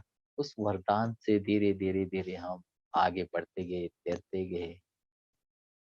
तो उस समय मैंने अपने आप को ऐसे बिजी कर दिया, जैसे जो भी टाइम मिलता था लिखाई करना, पढ़ाई करना, लिटरेचर पढ़ना, और अलग अलग जो भी अभ्यास हमने सीखे थे, कभी सूरज भाई बताते, कभी कोई बताते थे, तो लेके, क्योंकि काम तो होता है नहीं थे, एकदम शांति से बैठ के ये अभ्यास। और जब भी कीमो के बाद बहुत शरीर में दर्द होता है, तो हम उस समय ज्यादा अभ्यास करते थे। मुझे याद है हम हमारे कमरे में बैठे थे, मुंबई से आए थे, वीकनेस तो था ही, और लोगों से मिल भी नहीं सकते थे क्योंकि इन्फेक्शन लग जाता है। उस समय क्या होता कि बाबा शांतिवन में डायमंड हॉल में आ रहे थे, तो हमारे रेडियो में वो कनेक्शन करके दिया था छत्रपल भाई ने कि भाई आप इधर मुरली सुन सकते हैं इस प्रकार से सर। तो सामने ट्रांसलेट ट्रांसलेट बाबा का था, तो सुन रहे थे गीत, बाबा के गीत आते आते आते थे, बाबा दृष्टि देने लगा। बाबा ऐसे जैसे मुरली शुरू होने वाली थी, इतने मुझे क्या थॉट्स आया, बाबा के सामने बोला बाबा आप 25,000 लोगों को मुरली सुना गए और मैं यहाँ अकेला बैठा हूँ, ऐसे इतना, और दोनों आंखों से पानी आना, इतना पानी आने लगा। तो मैंने अनुभव किया कि बाबा जो हमारा ट्रांसलेट है ना, उस पे से बाबा धीरे धीरे धीरे मेरे तरफ आए और मेरे बाजू में बैठ के, जो बाबा की जो मुरली है ना, जैसे कि बाबा मुझे डायरेक्ट बाबा मुझे सुना रहे, 1.25 घंटा बाबा मेरे बाजू में बैठ के मुरली सुना रहे हैं। मैं इतना खुश, इतना इतनी एनर्जी, इतनी शक्ति आ गई। जिससे मुरली पूरी हो गई तो ऐसा लगा किसको बताऊं बाबा से। जब मैं यहाँ से उठ के, मतलब इतना वीकनेस था, उठ भी नहीं सकता, लेकिन इतना शक्ति आया, मैं उठ के डाइनिंग में चला गया और चारों तरफ घूम रहा हूँ एकदम अपनी मस्ती में। सब लोग अरे तुम यहाँ क्यों आया, तो अरे तबीयत ठीक नहीं तो यहाँ क्यों आया तबीयत। लेकिन मैं तो एकदम गुमसुम, एकदम बाबा की याद में मस्त। बाबा ने इतनी शक्ति, बाबा ने मुझे मुरली सुनाई अंदर अंदर, वो कि किसी को सुनाओ तो वो विश्वास भी नहीं करेगा। तो इस प्रकार से बाबा अपने बच्चों को बहुत अनुभव कराते। तो हमने देखा, कभी हम जब थे तो सोचते थे यहाँ विदेशी लोग आते थे हमारे पास बहुत, तो हाँ हाँ, आप क्यों नहीं आते हमारे पास, हाँ मैंने हाँ जरूर आएंगे जरूर, ऐसे ऐसे मजाक में बोलते थे, मतलब कहाँ विदेश जाएंगे, कौन अपने को भेजने वाला है। तो क्या हुआ, एक तो हमको 2013 में ये बात चल रही थी, तो ऐसे ही हम निर्मला दीदी के पास गए। तो दीदी ने कहा हमको छुट्टी दिया दुबई की। तो हम दुबई गए, तो बहुत अच्छा लगा दुबई। फिर वहां से फिर हम अ, उसी साल में थाईलैंड, मलेशिया, सिंगापुर आदि गए। तो जहाँ भी जाते थे बाबा की सेवा करते, बाबा की बातें करते थे। और हमें तो सब लोग जानते थे, तो मेरे साथ महावीर भाई और हम दोनों थे। तो हम जाते थे, सब जानते थे, तो सब इतना दिखाते थे, इतना सेवा करते, इतना क्लास कराते थे। 2013 के बाद फिर एक साल छूट के फिर 2015 में फिर हमको यूरोप यात्रा जाना हुआ। क्योंकि हमें क्लास में तो बहुत सुनाते थे, जानकी दादी आदि, मिनी मधुबन है, लंदन ऐसा है, वैसे है, ये वो, तो दिल होता था। तो एक दिन हम, मैं और महावीर भाई जानकी दादी के पास गए। अब दादी से छुट्टी कैसे निकाले। तो महावीर भाई और हम बैठे थे। महावीर भाई, दादी जी, ये आपके जो कदम है ना, जहाँ जहाँ घूमे हैं, जहाँ जहाँ सेवा की है, उस धरनी को हम देखना चाहते। तो जानकी दादी को समझ नहीं आया। तो हंसा बहन बीच में आई, दादी ये बोलते आपने जहाँ जहाँ सेवा है वो देखना चाहते, कहा क्या सेवा किया आपने। अच्छा ऐसा है, ऐसा है। तो दादी छुट्टी दिया हमें। फिर हम करीब करीब 2 मास यूरोप की यात्रा में, हर एक जयंती बहन ने अच्छा प्रोग्राम बनाया, सब कुछ किया। तो हमें लगता था हम पहली बार जा रहे हैं, पता नहीं हमको पहचानते नहीं पहचानते। तो जहाँ भी जाते थे, जो पहचान वाले एयरपोर्ट में लेने आते थे, एयरपोर्ट छोड़ने आते थे। और जो हर साल तो आते थे, तो वो जानते थे, तो उनको तो बहुत खुशी होती थी कि सुभाष भाई आया है, ये आया है करके। तो इतनी सेवा, इतनी अच्छे अनुभव हुए, हमें कुछ भी तकलीफ नहीं होती थी, इतना सही तरफ से। फिर 2000 में देखो, कभी बाबा के सामने कभी संकल्प बचपन में किया होगा ना, विदेश क्या होता है, अमेरिका कहाँ है, लंदन कहाँ है, तो बाबा कैसे पूरा करता है वो मैंने अनुभव किया। फिर 2017 में फिर हमें अमेरिका जाने, अमेरिका, कुवैत, कनाडा, दुबई आदि जाने का करीब 2.5 मास हुआ अभी। तो वहाँ भी हमारी मोहिनी दीदी ने इतना अच्छा प्रोग्राम, उनके साथ जो भूमि बहन, इतना अच्छा कि उन कई लोग बोलते हैं कि जो अमेरिका में वो भी इतने घूमे ने, इतना एंजॉय नहीं किया उतना आप लोगों ने किया। तो हमने पहले जब गए मोहिनी बहन के पास, तो हमने कहा, देखो हमको, हमारे लिए स्पेशल कुछ नहीं करना, ना खाना चाहिए, जो है वही हम प्यार से खा लेंगे, जो है वही हम प्यार से रहेंगे, हमारे लिए कुछ फैसिलिटी नहीं चाहिए। तो हम जब वापिस आ रहे थे, तो मोहिनी बहन ने कहा, देखो आपने कुछ भी इच्छा नहीं रखी, लेकिन आपकी बाबा ने सारी इच्छाएं पूरी कर दी। मैं भी इतना नहीं घूमी, इतना आप लोग यहाँ घूमे हो, ऐसे करके। फिर बोला क्या सौगात लेके जाना है, तो फिर दीदी ने दिल्ली से हम बहुत अच्छी एक चीज देके सब निवासी को दिया, तो सब लोग खुश हो गए। तो कैसे बाबा अपने बच्चों की कैसी दिल पूरी करता, वो हमने प्रैक्टिकल देखा बहुत चीजें। जब हम अमेरिका यात्रा में थे, तो एक जगह हमने देखा, एक कनाडा में थे, वैंकूवर में। तो एक माता, जब हम अनुभव सुनाया, तो वो माता लास्ट में आई और उसे रोते रोते बोलते, आप पता है आपको किसने बुलाया इधर। मैंने कहा, किसने बुलाया। बोलता है, मैंने बुलाया आपको। बोले कैसे, आपका तो परिचय भी नहीं।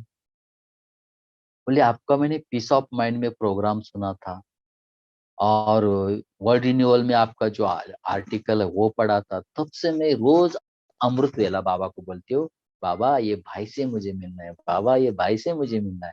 आज बाबा ने देखो आपको मेरे सामने खड़ा कर दिया। तो मैंने देखा माताओं की शक्ति कितना, मतलब खींच। अभी पहले तो हम अमेरिका जाने का प्रोग्राम था, कनाडा का फाइनल नहीं था, लेकिन वो भी हो गया। तो हमने कहा, तब पता चला कि कैसे बाबा कैसे सेटिंग करता, हमें तो कुछ पता नहीं होता। और जहाँ भी हम जाते थे, जहाँ भी जाते थे, जब बाबा का ज्ञान सुनाना शुरू करते थे, तो बीच में कोई रोक देते थे, बोलते भाई आप ये ज्ञान नहीं सुना, हमको आपका जो अनुभव है ना वो सुनाओ, वो बहुत अच्छा लगता है। तो हमें तो कोई तैयारी करने की जरूरत ही नहीं पड़ती थी, क्योंकि जो प्रैक्टिकल हुआ है, जो सही हुआ है, वो सुनाते थे। फिर मैंने देखा कि इससे फायदा क्या, अगर कोई भी चीज को आप किस तरह से लेते हैं।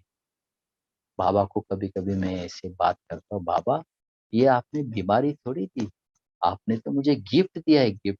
हाँ, क्योंकि क्या हुआ, इस बीमारी के कारण बहुत सारे हमारे परिवार में ज्ञान में भी चलना शुरू हुआ। और इस पीरियड में 4 ब्रह्मा कुमारी बने, जो हमारे भाई के लड़के, बहन के लड़के, वो आते थे यहाँ सेवा के लिए। वो हमारा खाना बनाने के लिए आते थे, फीका खाना ये। तो हमारा कितना खाना, थोड़ा सा एक कटोरी तो बनाना होता है। तो मैं उनको बोलता था जाओ आर्ट गैलरी। तो आर्ट गैलरी में जाते थे, ज्ञान सुनाते थे, फिर 2-3 मास हो जाता था इधर। फिर मैं बोलता था अच्छा आपको बैठना है टीचर ये कन्याओं की भट्टी में। बोला हाँ बैठना है। तो चले जाते थे, बस वहां से सीधा सेंटर पे चले जाते। तो अभी देखो, एक बोरोली सेंटर पे है, एक पार्ला सेंटर पे 2 है, और इधर शाहपुरा में, दिल्ली में, ऐसे पाँच। तो करीब करीब हमारे जो परिवार में 10 तो ऐसे बाबा के समर्पित बाबा के बच्चे बन गए। बाकी 40-50 तो ज्ञान में है। तो इसमें हमारा जो हमने देखा, माँ का बहुत रोल होता है, माँ का बहुत शक्ति होती है, प्यार होता है। तो मैंने देखा एक एक दिन, जैसे अभी 1 साल 1.5 साल हो गया माता जी ने शरीर छोड़ा। तो एक दिन ऐसे हम गए, घर गए थे, तो माता जी ने कहा तुम बोलता है ना कि ये ब्रह्मा भोजन करेंगे, सब बाबा के बच्चों को बुलाएंगे, कब करोगे ऐसा मुझे। तो ये 2-3 साल से ऐसा चलता, हाँ करेंगे करेंगे करके। तो माता जी ने कहा अच्छा मैं मरने के बाद करोगे। तो एकदम वो है ना, बात एकदम दिल को लगी। तो मैंने क्या किया, नहीं नहीं, माता जी का ये प्रोग्राम करना है, कैसे प्लान किया। तो प्लान करते करते करते इतना बड़ा प्लान हो गया। हमारा एक छोटा सा गांव, जिसमें जब मैं था उस टाइम बिजली नहीं थी, अभी तो बिजली आदि सब है। तो छोटे से गांव में गाड़ी रखने के लिए गाड़ियां सब गांव के बाहर रखनी पड़ी। इतना बड़ा पंडाल बनाए, करीब 1200 लोग प्रोग्राम में, उसमें 70 ब्रह्मा कुमारियां, और अलग अलग शहर, बॉम्बे, कलकत्ता और ये दिल्ली, कहाँ कहाँ से लोग आए। तो मैं तो वंडर किया। और विशेषता ये थी कि पूरे गांव में उसको रथ में बिठा के पूरे गांव में घुमा के उसके हाथ से सब सौगात दिए। तो सारे जो आए थे, सबके आंखों में पानी। सब बोलते कि देखो, शादी में लोग बहुत खर्चा करते हैं, बच्चे के दूसरे प्रोग्राम में बहुत करते हैं, लेकिन माँ के लिए कोई नहीं करता, माँ बाप के लिए नहीं कोई करता है। तो आपको एक एग्जाम्पल दिया, तो पूरे गांव वाले इतने खुश कि देखो माँ बाप की कितना रिस्पेक्ट। कई लोग बोलते हैं ना माँ बाप को छोड़ के चले जाते, ये तो माँ बाप के लिए कितना रिस्पेक्ट देते।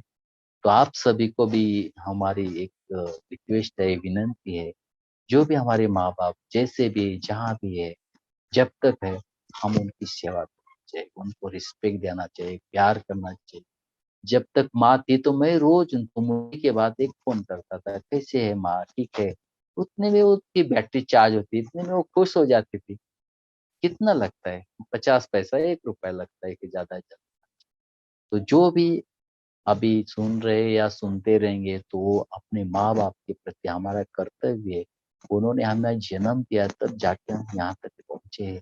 तो हमें बहुत ही उनको रिस्पेक्ट देना चाहिए, रिगार्ड देना चाहिए। और उनकी क्या मांग होती है, हेलो हाय करो, इतना ही उनमें वो खुश हो जाते हैं। उनको कुछ भी, आपको दुनिया की बड़ी चीज भी कुछ उनको कोई जरूरत नहीं। बस उनको प्यार से बात करो, हाँ उसको रिगार्ड दो, यही तो चाहते हैं। जब हम उनको रिगार्ड देंगे तो हम अपने, हमारे जो बच्चे हैं वो आपको देंगे। तो ये एक चेन है, हम जैसा कर्म करेंगे हमें एक और। तो ये हमें बाबा सिखाते, बाबा हमें योगी बनवाना क्या, योगी माना हमें योग्य बनना है, योग्यताएं धारण करनी, हमने जीवन में वो चीजें आनी चाहिए। तभी तो बाबा ने जो शिक्षाएं दी वो हमारा जीवन प्रैक्टिकल होगा। ऐसा नहीं कि हम रोज सुबह उठे 3 बजे से बहुत ध्यान किया, बहुत योग किया हमने बहुत, लेकिन प्रैक्टिकल आचरण में कुछ नहीं होगा, तो उसका कुछ भी फायदा नहीं। तो बाबा ने जो शिक्षाएं दी, अभी हमारा मम्मा का जो दिन चल रहे थे, तो मैं वो लिख रहा था। जगदीश भाई ने बताया कि एक बार मम्मा, ये दिल्ली की बात है, तो इस पवित्रता के बारे में कोई झगड़ा होता, एक भाई आया, सारा तोड़ फोड़, ये सोफे विपे तोड़ना, और लास्ट में वो मम्मा के पास तीसरे मंजिल पे गया। तो मम्मा कुर्सी पर बैठी थी, तो जैसे मम्मा ने कहा तो देखा उसको, तो मम्मा ने कहा बच्चे यहाँ बैठो, और मम्मा कुर्सी से उठ गए और अपनी कुर्सी पर बिठाए, और वो अपने खटिया पे बैठे। तो बोला बच्चे क्या बात है। तो मम्मा के सामने बैठ के वो इतना दृष्टि लेता गया, दृष्टि लेता गया, दृष्टि लेता गया, और मम्मा कुछ नहीं, मम्मा कुछ नहीं, कुछ नहीं, ऐसा करके इतना एकदम चेंज हो गया, परिवर्तन हो गया। तो ये मम्मा की जो पावर की शक्ति, देखो कुछ भी नहीं, मामा मामा ने कुछ बोला भी नहीं, उसके दृष्टि से ही उसका चेंज हो। ऐसे एक बार जगदीश भाई साहब ने बताया था कि एक हंगामा पार्टी आए हल्ला गुल्ला करने के लिए, सारे चारों सेंटर के चारों तरफ ऐसा घेराव डाल, फिर उसमें 10-12 मुख्य मुख्य लोग गए, कहाँ है आपकी मम्मा, कहाँ है। तो दूसरी बहनें तो डर गई, और मम्मा को मारेंगे लोग, क्या करेंगे पता नहीं। तो दरवाजा तोड़ के वो मम्मा के पास गए। मम्मा बैठी थी, तो मम्मा तो एकदम योग में बैठी थी, वो सारे जाके योग वहां मम्मा के सामने बैठ गए। तो उनको ऐसा साक्षात्कार हो गया, मम्मा की आंखों से इतना तेज शक्ति आ रही, तेज शक्ति आ रही। तो एकदम वो उधर ही बैठ गए, और सब हाथ जोड़ के वापिस आए। तो जो भीड़ थी, बोला क्या हुआ, क्या हुआ, आपने क्या बात किया मम्मा से। अरे बोला मम्मा तो मम्मा है भाई, वो बहुत दैवी शक्ति है, बहुत बड़ी। तो सब बोला, अच्छा आपको भी जादू लग गया, आपको भी जादू लग गया। तो धीरे धीरे धीरे सब निकल गए। तो ये मम्मा के अंदर प्रैक्टिकल जीवन, प्रैक्टिकल जो शक्ति थी, वो ये बाबा हमें देता है। तो उसको हमें यूज कैसे करना, अपने जीवन में कैसे लेना है, ये चीजें बाबा हमें सिखाता है। और जब हम इसको यूज करेंगे, तब यूज करते करते आप उसको परफेक्ट बनेंगे, आप आपके अंदर जीवन में लाएंगे, तो वो चीज आपके काम आती है। ऐसे हमने देखा, जैसे ये कोरोना शुरू हो गया 2020, उसके पहले हमने एक वो प्रोग्राम बनाया था शिवानी बेन का, सातारा, सांगली, कोल्हापुर, कराड़, एक हफ्ता पूरा। तो हम लोग गए थे। तो पहले तो सोचा कि नहीं, पर बाद में करेंगे, लेकिन मैंने कहा नहीं आप भी करो। तो वो सब इतने बड़े बड़े प्रोग्राम हो गए, और इतनी बड़ी सेवा हो गई। तो जब प्रोग्राम पूरा हो गया और लॉकडाउन शुरू हो गया, कोरोना का शुरू हो गया, तो कई लोग सोचा अभी क्या करेंगे, अभी प्रोग्राम नहीं, कुछ नहीं, ये नहीं, वो नहीं, ऐसा। तो मैंने सोचा जो अभी मेरे पास इतने बाबा ने खजाना दिया है, सोचते थे कि ऐसा करेंगे, ऐसा करेंगे। तो बीच में हमारे जानकी दादी ने शरीर छोड़ा। तो जानकी दादी ने जिस दिन शरीर छोड़ा, उस दिन से मैंने थोड़ा थोड़ा लिखते थे, कंटिन्यूटी नहीं था, तो उस दिन से मैंने लिखना शुरू कर दिया। तो लिखते ये पहले तो ना 2-4 लिखेंगे, 5-6-7 ऐसे 50 लिखते, बाप रे बाप रे, इतना हो गया। फिर इतने में हमारी प्रकाश मणि दादी का 1 अगस्त आ गया, तो दादी का शुरू। तो प्रकाश मणि दादी के साथ तो हमने काफी दिन बिताए, काफी पालना ली। तो फिर उनके मैंने 100 आर्टिकल लिख दिए।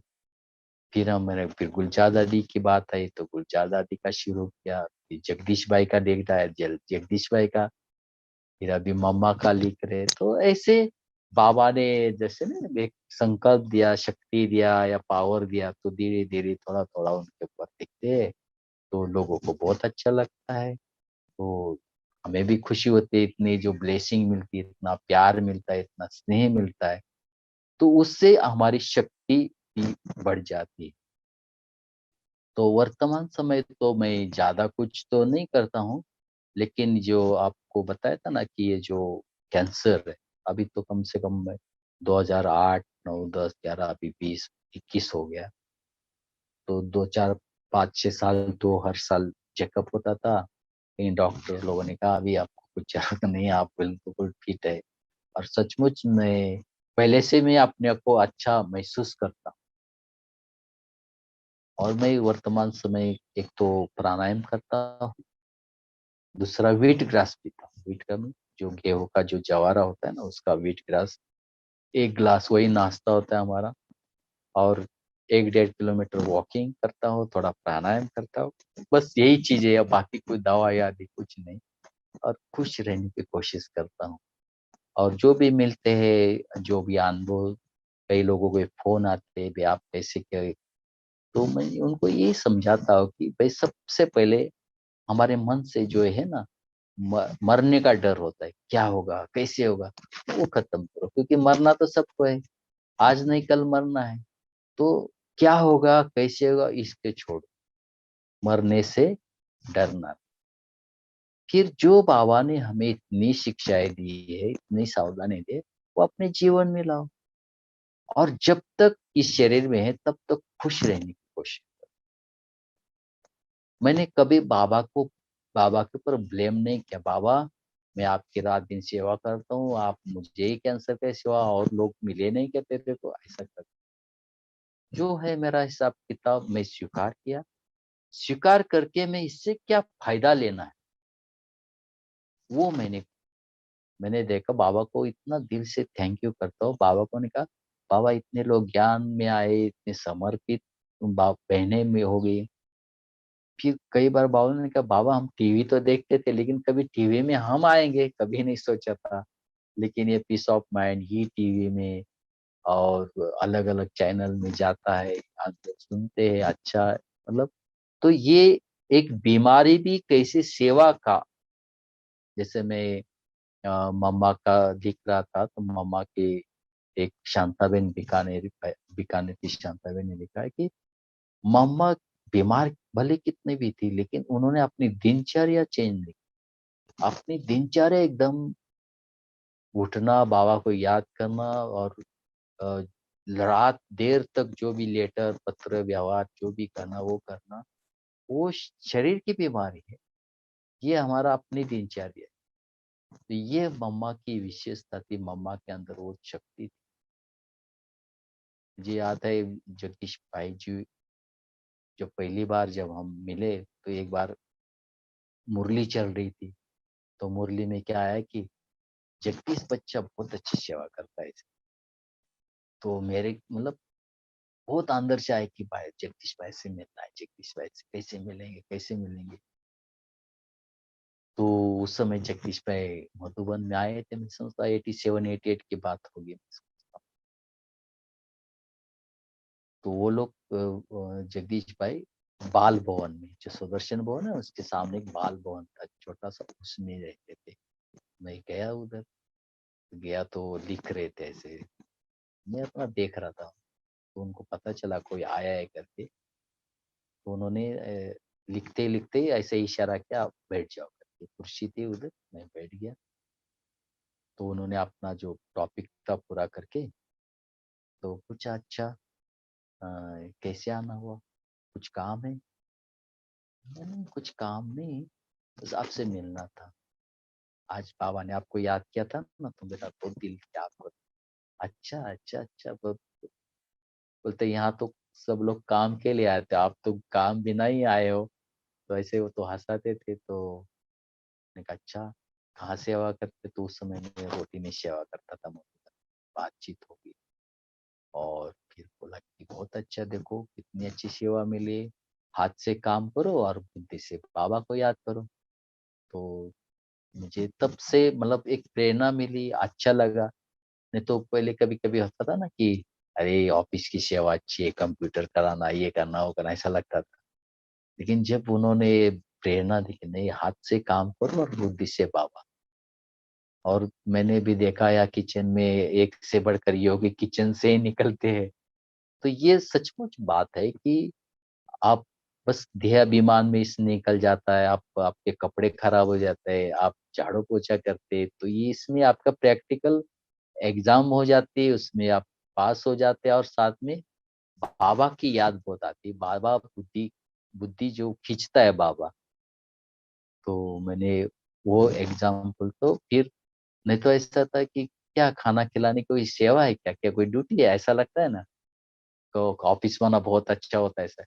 लेकिन हमने देखा कि खाना खिलाते खिलाते कहाँ, हम छोटे से गांव जिसमें बिजली भी नहीं थे, जो उस जमाने में 100 घर भी नहीं होंगे हमारे गांव में। तो वो छोटे से गांव से निकल के बाबा का जब हम समर्पित होते हैं, तो बाबा अपने बच्चों को इतना कैसे उठाता है, कहाँ से कहाँ। हाँ, आज इस सारे विश्व का चक्कर करीब 17-18 कंट्री में जाके आना, ये कोई किसी साधारण बात थोड़ी है। ये तो बाबा की ही कमाल है, बाबा ही करा सकता है। हम तो एक छोटे से हम जब अमेरिका गए थे 2.5 मास, तो लोग का कितना खर्चा आया, हम समझ में आते कितना बताए, तो कुछ खर्चा ही नहीं हुआ। जहाँ जाते थे वेलकम करते थे, छोड़ने आते थे, रहने की व्यवस्था, खाने की व्यवस्था, कुछ खर्चा ही नहीं। तो वो बाबा की तो कमाल है कि बाबा के जगह पे जीवन समर्पित करना, मतलब बाबा हमारा कितना ध्यान रखता है, बाबा हमें कितना रिस्पेक्ट, इतना कितना प्यार देता है। तो आज मुझे बहुत खुशी हुई कि हम साधना बहन से बहुत ही शुरू से उनको मिलते हैं, उनको जानते हैं। और जब भी वो आते हैं तो हम लोगों से मिलते हैं, बहुत अच्छी अच्छी बातें करते हैं। लेकिन हमें बहुत अच्छा लगा कि इनको एक बहुत बड़ा चांस मिला, और उन्होंने भी जगदीश भाई साहब से बहुत सारी चीजें सीखी, वो भी हम लोग सुनेंगे। तो वो बहुत बड़ी बात है कि एक महान विभूति और उनके साथ रह के सेवा करना, उनकी जीवन की इतनी बड़ी बड़ी बातें साथ में रखना, ये बहुत बड़ी बात होती है। तो मैं सोचता हूँ, और कुछ आपको पूछना हो तो साधना बहन पूछ सकते हो। हाँ, 7:30 बजने वाला है। आप थैंक यू। सब आप सभी को ज्ञान सरोवर निवासी, मधुबन निवासी, शांतिवन निवासी, सभी के तरफ से बहुत बहुत धन्यवाद। और आप जल्दी से अच्छा पुरुषार्थ करो, और थोड़ा ऐसा योग करो, ये कोरोना से मुक्त हो जाए, और आप सब फिर से पहले जैसे रूटीन में आ जाए, फिर से मिलना जुलना। बाबा ने हमें बहुत कुछ सिखाया कोरोना काल में, अलग बैठना भी सिखाया, एकांत बैठना भी सिखाया, याद करना भी सिखाया। तो ये भी एक हमें एक पेपर था, बाबा का शिक्षा देने का तरीका था, नष्टोमा बनने का जो लेसन था वो भी करा दिया। तो अब ये पूरा हो जाए तो जल्दी से जल्दी हम नजदीक से मिलेंगे, दर्शन करेंगे, क्योंकि हमारा परिवार भाई बहने हैं, कितना अलग रहेंगे। चलो शरीर से तो अलग हो गए, मन से तो नहीं रह सकते, लेकिन अभी शरीर से भी करीब आएंगे, मिलेंगे जुलेंगे। तो फिर से आप सभी सेंटर निवासियों को दिल से धन्यवाद, और विशेष करके हम साधना बहन को दिल से थैंक यू देते हैं। आज मुझे वो अमित भाई की भी याद है कि अमित भाई हमारे हम जिन्स थे, हम साथ में रहते थे, मस्ती भी करते थे, खेलते थे, कूदते थे, बहुत अच्छा लगता था। और साथ में हरीश भाई होते थे, तो हम लोग एक जैसे थे। तो वो भी हम अमित भाई को भी याद करते हैं। तो साधना बहन, बहुत बहुत थैंक यू जो आपने मुझे इतना अच्छा चांस दिया। ओम शांति। थैंक यू सुभाष भाई। आपने सागर को गागर में भर के हम सब के सामने रखा, आपके जीवन के अनमोल अनुभव और दादियों की विशेषताएं, जगदीश भाई की विशेषताएं, छोटी छोटी बातें, लेकिन ये छोटी छोटी बातें यही हमारे को बहुत महान बनाती हैं। तो बहुत अच्छा लगा आपका अनुभव, बहुत सारी अनुभवों का खजाना भी मिला, और प्यारे बाबा की शिक्षाएं भी आपने बहुत सारी सबके साथ शेयर की, जिस शिक्षाओं के आधार पर आपका स्वयं का जीवन श्रेष्ठ और महान बना। तो आज आप हम सबके बीच में आए, थैंक यू, आपने अपना अनमोल समय दिया। लास्ट सिर्फ एक बात आपसे ये पूछनी है, सभी भाई बहनें भी सुनना चाहेंगे। तो वर्तमान समय आप मधुबन में जो डाइनिंग विभाग संभालते हैं, उसका थोड़ा सा आप रूपरेखा सबके सामने बताएं, रखें। तो आपके साथ साथ कौन सेवा साथी हैं, और देश विदेश से कैसे वहां भाई बहनों का आना होता है, और कैसे वो सब संतुष्ट होकर के जाते हैं। देखो, मैंने ये चीज देखा कि है तो बाबा का सारी, बाबा की सेवा है, बाबा का काम, हमें तो सिर्फ उंगली लगानी। तो मैंने कई बार देखा कि ऐसा नहीं कि परिस्थितियां तो आती है। जैसे एक बार क्या हुआ, एक 15 का ग्रुप आया, बड़े बड़े ऑफिसर थे, और मैं डाइनिंग से बाहर आ रहा था और वो इधर किचन में प्रवेश कर रहे थे। उन्होंने कहा भाई साहब, उन्होंने कहा कि हम ऐसे आए थे कुछ काम से, लेकिन अभी नाश्ते का टाइम हो गया है, हमको नाश्ता करना। अब मुझे पता है कि डाइनिंग में अभी कुछ भी नहीं है, सब साफ किया हुआ है, क्लीन है, कुछ भी नहीं है। अब मैं सोचा बाबा, बाबा को याद किया, बाबा मैंने कहा ये मेरे मेहमान नहीं, ये आपके मेहमान नहीं। तो मैंने उनको हाथ जोड़ा, आइए आइए करके मैं लेके गया डाइनिंग 5 में। और अभी अंदर तो बाबा को याद करो, बाबा खा कुछ तो नाश्ता तो है ही नहीं, जो था वो तो खत्म हो गया है। बाबा क्या करे, बाबा क्या करे। जैसे डाइनिंग में अंदर पहुंचे तो मैंने उनको क्वेश्चन किया कि आप इंडिया वाला नाश्ता करेंगे या विदेश वाला नाश्ता करेंगे। तो एक दूसरे का मुंह देखने लगे, बोलते अरे आज तो विदेश का नाश्ता करते हैं आपस में। अच्छा बोला, हाँ विदेश का नाश्ता कराओ। मैं कहा ठीक है, आप बैठिए इधर। तो क्या विदेशी सीजन चल रहा था, तो हमारे पास टोस्टर था और ब्रेड था। तो फटाफट हमने वो टोस्टर चालू किया, ब्रेड निकलना शुरू किया। एक भाई था, उसको बोला जाओ थोड़ा ककड़िया और टमाटर ले। बटर हमारे पास पड़ा था। और एक भाई, उसको बोला थोड़ा चाय बना दो मस्त गरम गरम अदरक डाल के। वो एक भाई चाय बना के ले आया, इधर वो टोस्ट, मैं इधर टोस्ट को बटर और ककड़ी और टमाटर डाल के, थोड़ा नमक डाल के, एक एक तैयार करके, एक एक गरम गरम गरम देते गया, देते गया, देते गया। उधर चाय आएगी, चाय पिया। जब जा रहे थे तो हाथ जोड़ के बोलते जिंदगी में पहली बार इतना अच्छा ब्रेकफास्ट किया। तो देखो ये बाबा की कमाल है, क्योंकि बाबा के ऊपर छोड़ो, बाबा अपने आप सब सेट करता है। नहीं तो आज हमारे पास एक बंदा आता है तो कितना हमारा टेंशन हो जाता है, ये हो गया वो हो गया इससे। ऐसे एक बार हमारे पास तो अब्दुल कलाम जी आए थे, साइंटिस्ट, उनको क्या वो भारत रत्न का अवार्ड मिला था, साइंटिस्ट थे उस समय, आए थे। तो दिन में इडली सांभर था, तो सुबह के टाइम। तो दिन में जब भोजन में आए तो वो इडली सांभर ऐसा, तो वो जो खाना खिलाने वाले थे ना, वो एकदम घबरा गए, अरे क्या हुआ, इडली सांभर मांग रहे हैं। कोई बात नहीं, ठीक है। मैंने क्या किया था, थोड़ा सा मेरे को ऐसे पता नहीं सुबह क्या संकल्प आया, मैं एक डोंगे में थोड़ा 10-12 इडली रखी थी और थोड़ा चटनी रखी थी। मैं कोई नहीं, थोड़ा माइक्रोवेव में रख के लेके आया। तो इतना वो खुश हो गए, इतना खुश हो गए। तो बाबा कैसे बच्चों को टच करता है, बाबा के साथ अगर आप कनेक्ट कर। अभी हमारे पास जैसे कि ये 7 डाइनिंग वाला है, तो ऊपर वाले डाइनिंग ये विंग वाले या विदेश वाले होते हैं। फिर बीच वाले डाइनिंग में जैसे एक निवासियों का है, और कोई गेस्ट आते हैं, हमारे टीचर्स बहनें आती है। और ये कभी एक और एक बनाया जिसने गुलजार दादी ने जिसका उद्घाटन किया, वो जैसे कोई दादी आए अभी, जैसे बड़े जो महारत आती है उसके लिए, वो 8 सीट का एक है। और ग्राउंड फ्लोर में 4 हॉल है, उसमें जैसे कॉन्फ्रेंस शुरू होती है तो उस वो 4 हॉल शुरू करते हैं।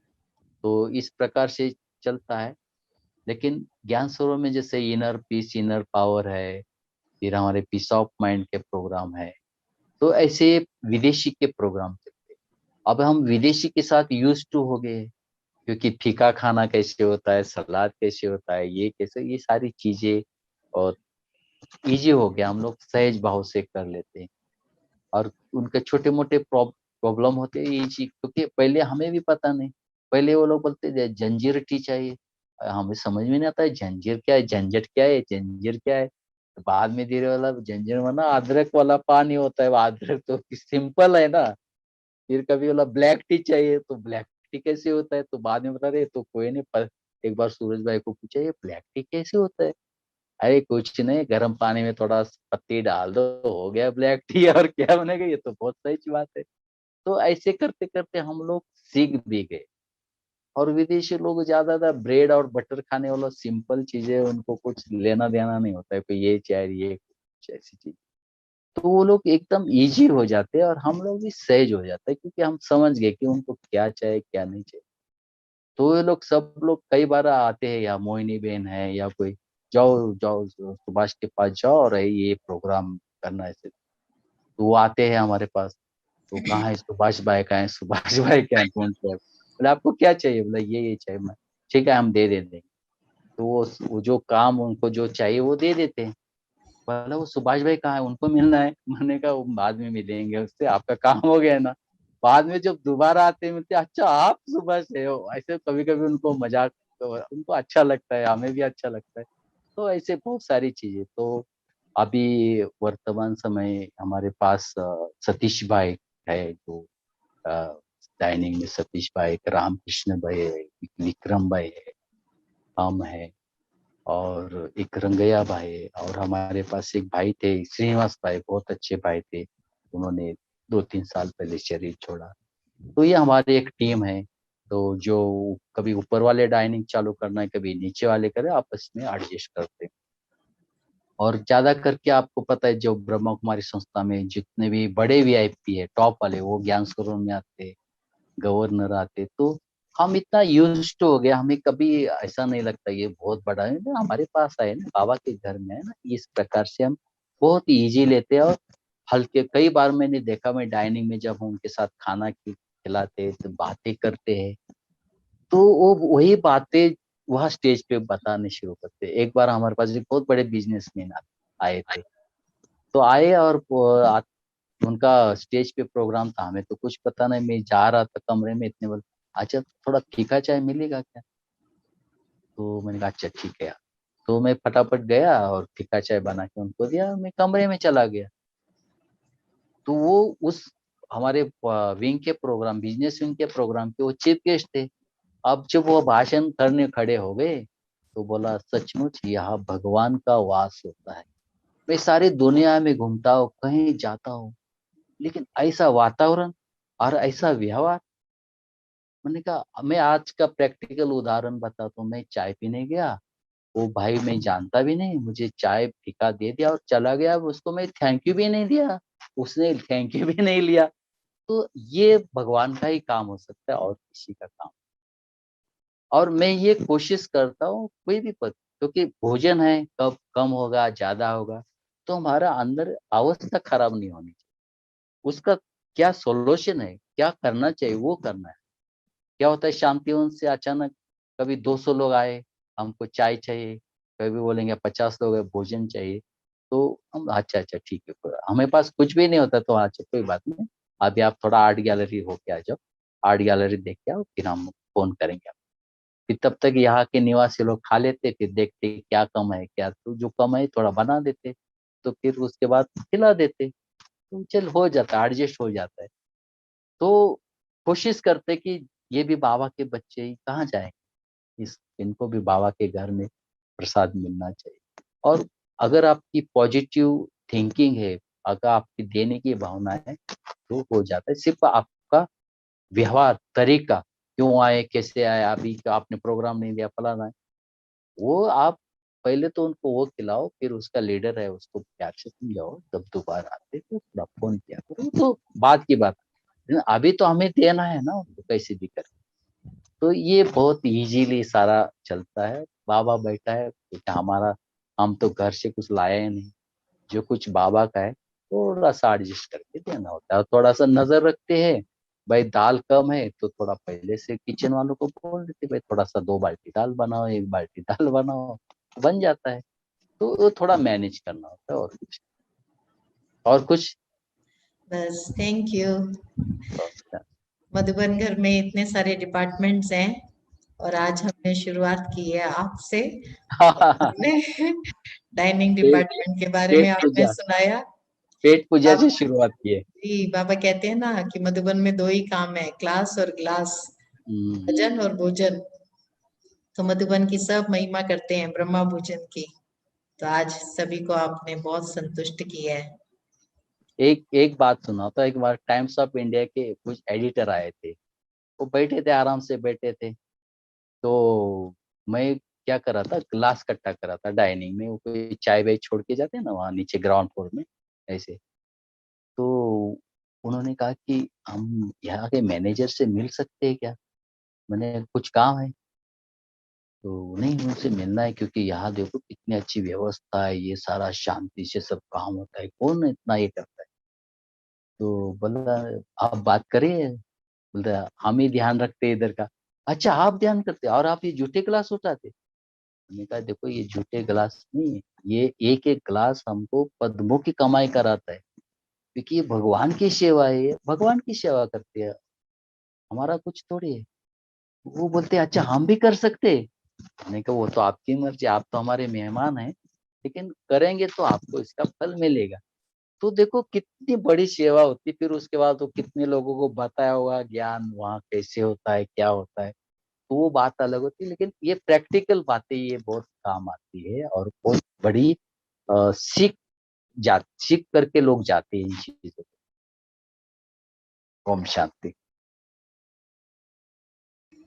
अभी हम सभी 2 मिनट साइलेंस में बैठे और आप सभी को दृष्टि दीजिएगा इमर्ज करके।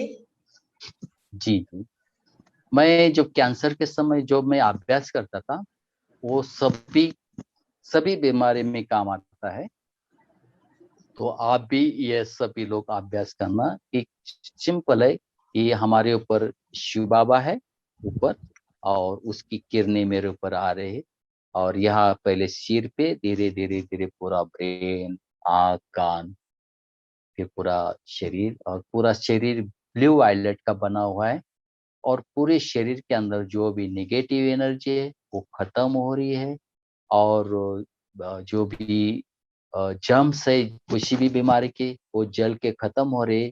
और मेरी जो कंचन, ये जो शरीर है जैसे कंचन काया बनती जा रहे, प्योर बनती जा रहे, ये अनुभव करना। मैं धीरे धीरे आपको बताता जाऊंगा, वैसे वैसे आप कर। ठीक है। ओम शांति।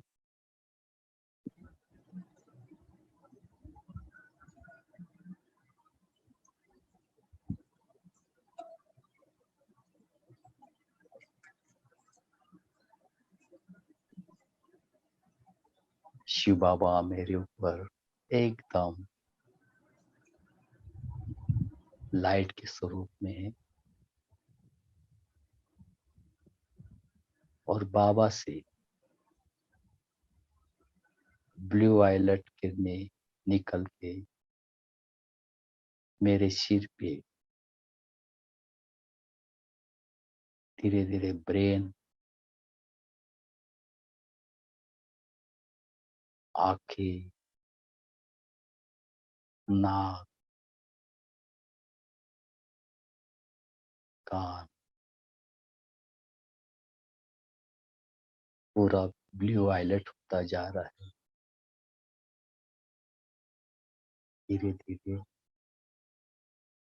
गले से होते पूरा चेस्ट, हाथ, पेट, पूरा शरीर ब्लू वायलेट होता जा रहा है।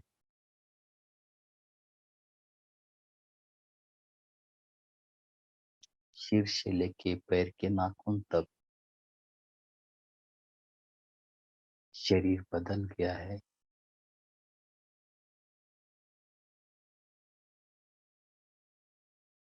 और शरीर के अंदर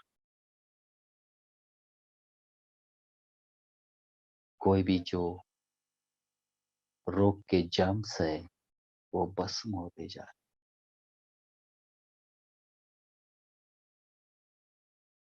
शरीर में कोई भी रोग नहीं, कोई भी जर्म्स नहीं, एकदम शरीर प्योर होता जा रहा है।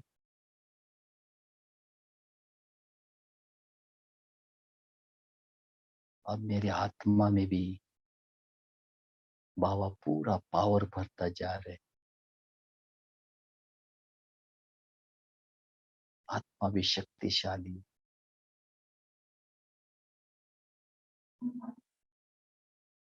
अब मेरा आपका शरीर एकदम शक्ति से भरपूर होता जा रहा है। शरीर के अंदर कोई भी जर्म्स, कोई भी नेगेटिव एनर्जी नहीं है। बाबा की शक्ति द्वारा पूरा भस्म हो, एकदम शरीर कंचन काया, एकदम प्योर।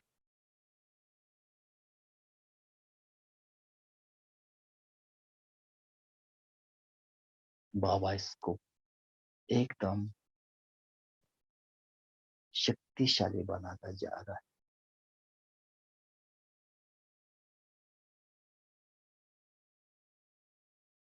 बाबा आपका लाख लाख शुक्रिया।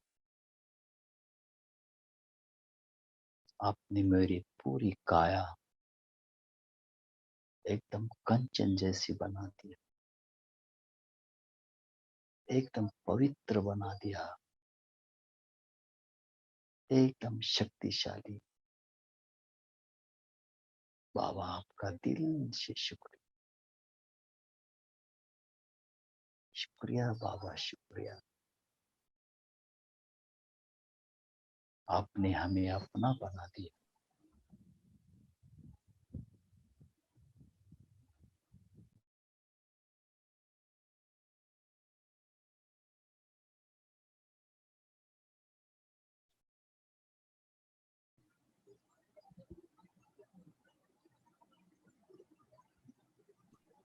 ओम शांति। ओम शांति। Thank you. आपने बहुत अच्छा अनुभव सभी को कराया। सभी भाई बहनें ये सुंदर अभ्यास रोज करते रहें तो सुभाष भाई जी का जीवन का अनुभव है कैसे इस अभ्यास के द्वारा उनको बाबा से कंचन निरोगी काया का वरदान प्राप्त हुआ। भाई बहनें ये अभ्यास करते रहेंगे तो हमेशा निरोगी रहेंगे, तंदुरुस्त रहेंगे और संगम युग के इस अनमोल शरीर के द्वारा पुरुषार्थ करते रहेंगे, बाप दादा की आशाओं को पूरा करेंगे, अपनी संपन्नता और संपूर्णता की स्टेज को प्राप्त करेंगे। क्योंकि इस देह को भी संभाल के रखना है, इस देह में रहते ही आत्मा को पुरुषार्थ करना है। तो ये संगम युगी देह ये भी बहुत अनमोल है। तो आपने सबको बहुत सुंदर अभ्यास कराया, बहुत सुंदर संकल्पों के द्वारा। थैंक यू ब्रदर, बहुत बहुत ओम शुक्रिया। ओम शांति। ओम शांति सभी को। ओम शांति। Thank you.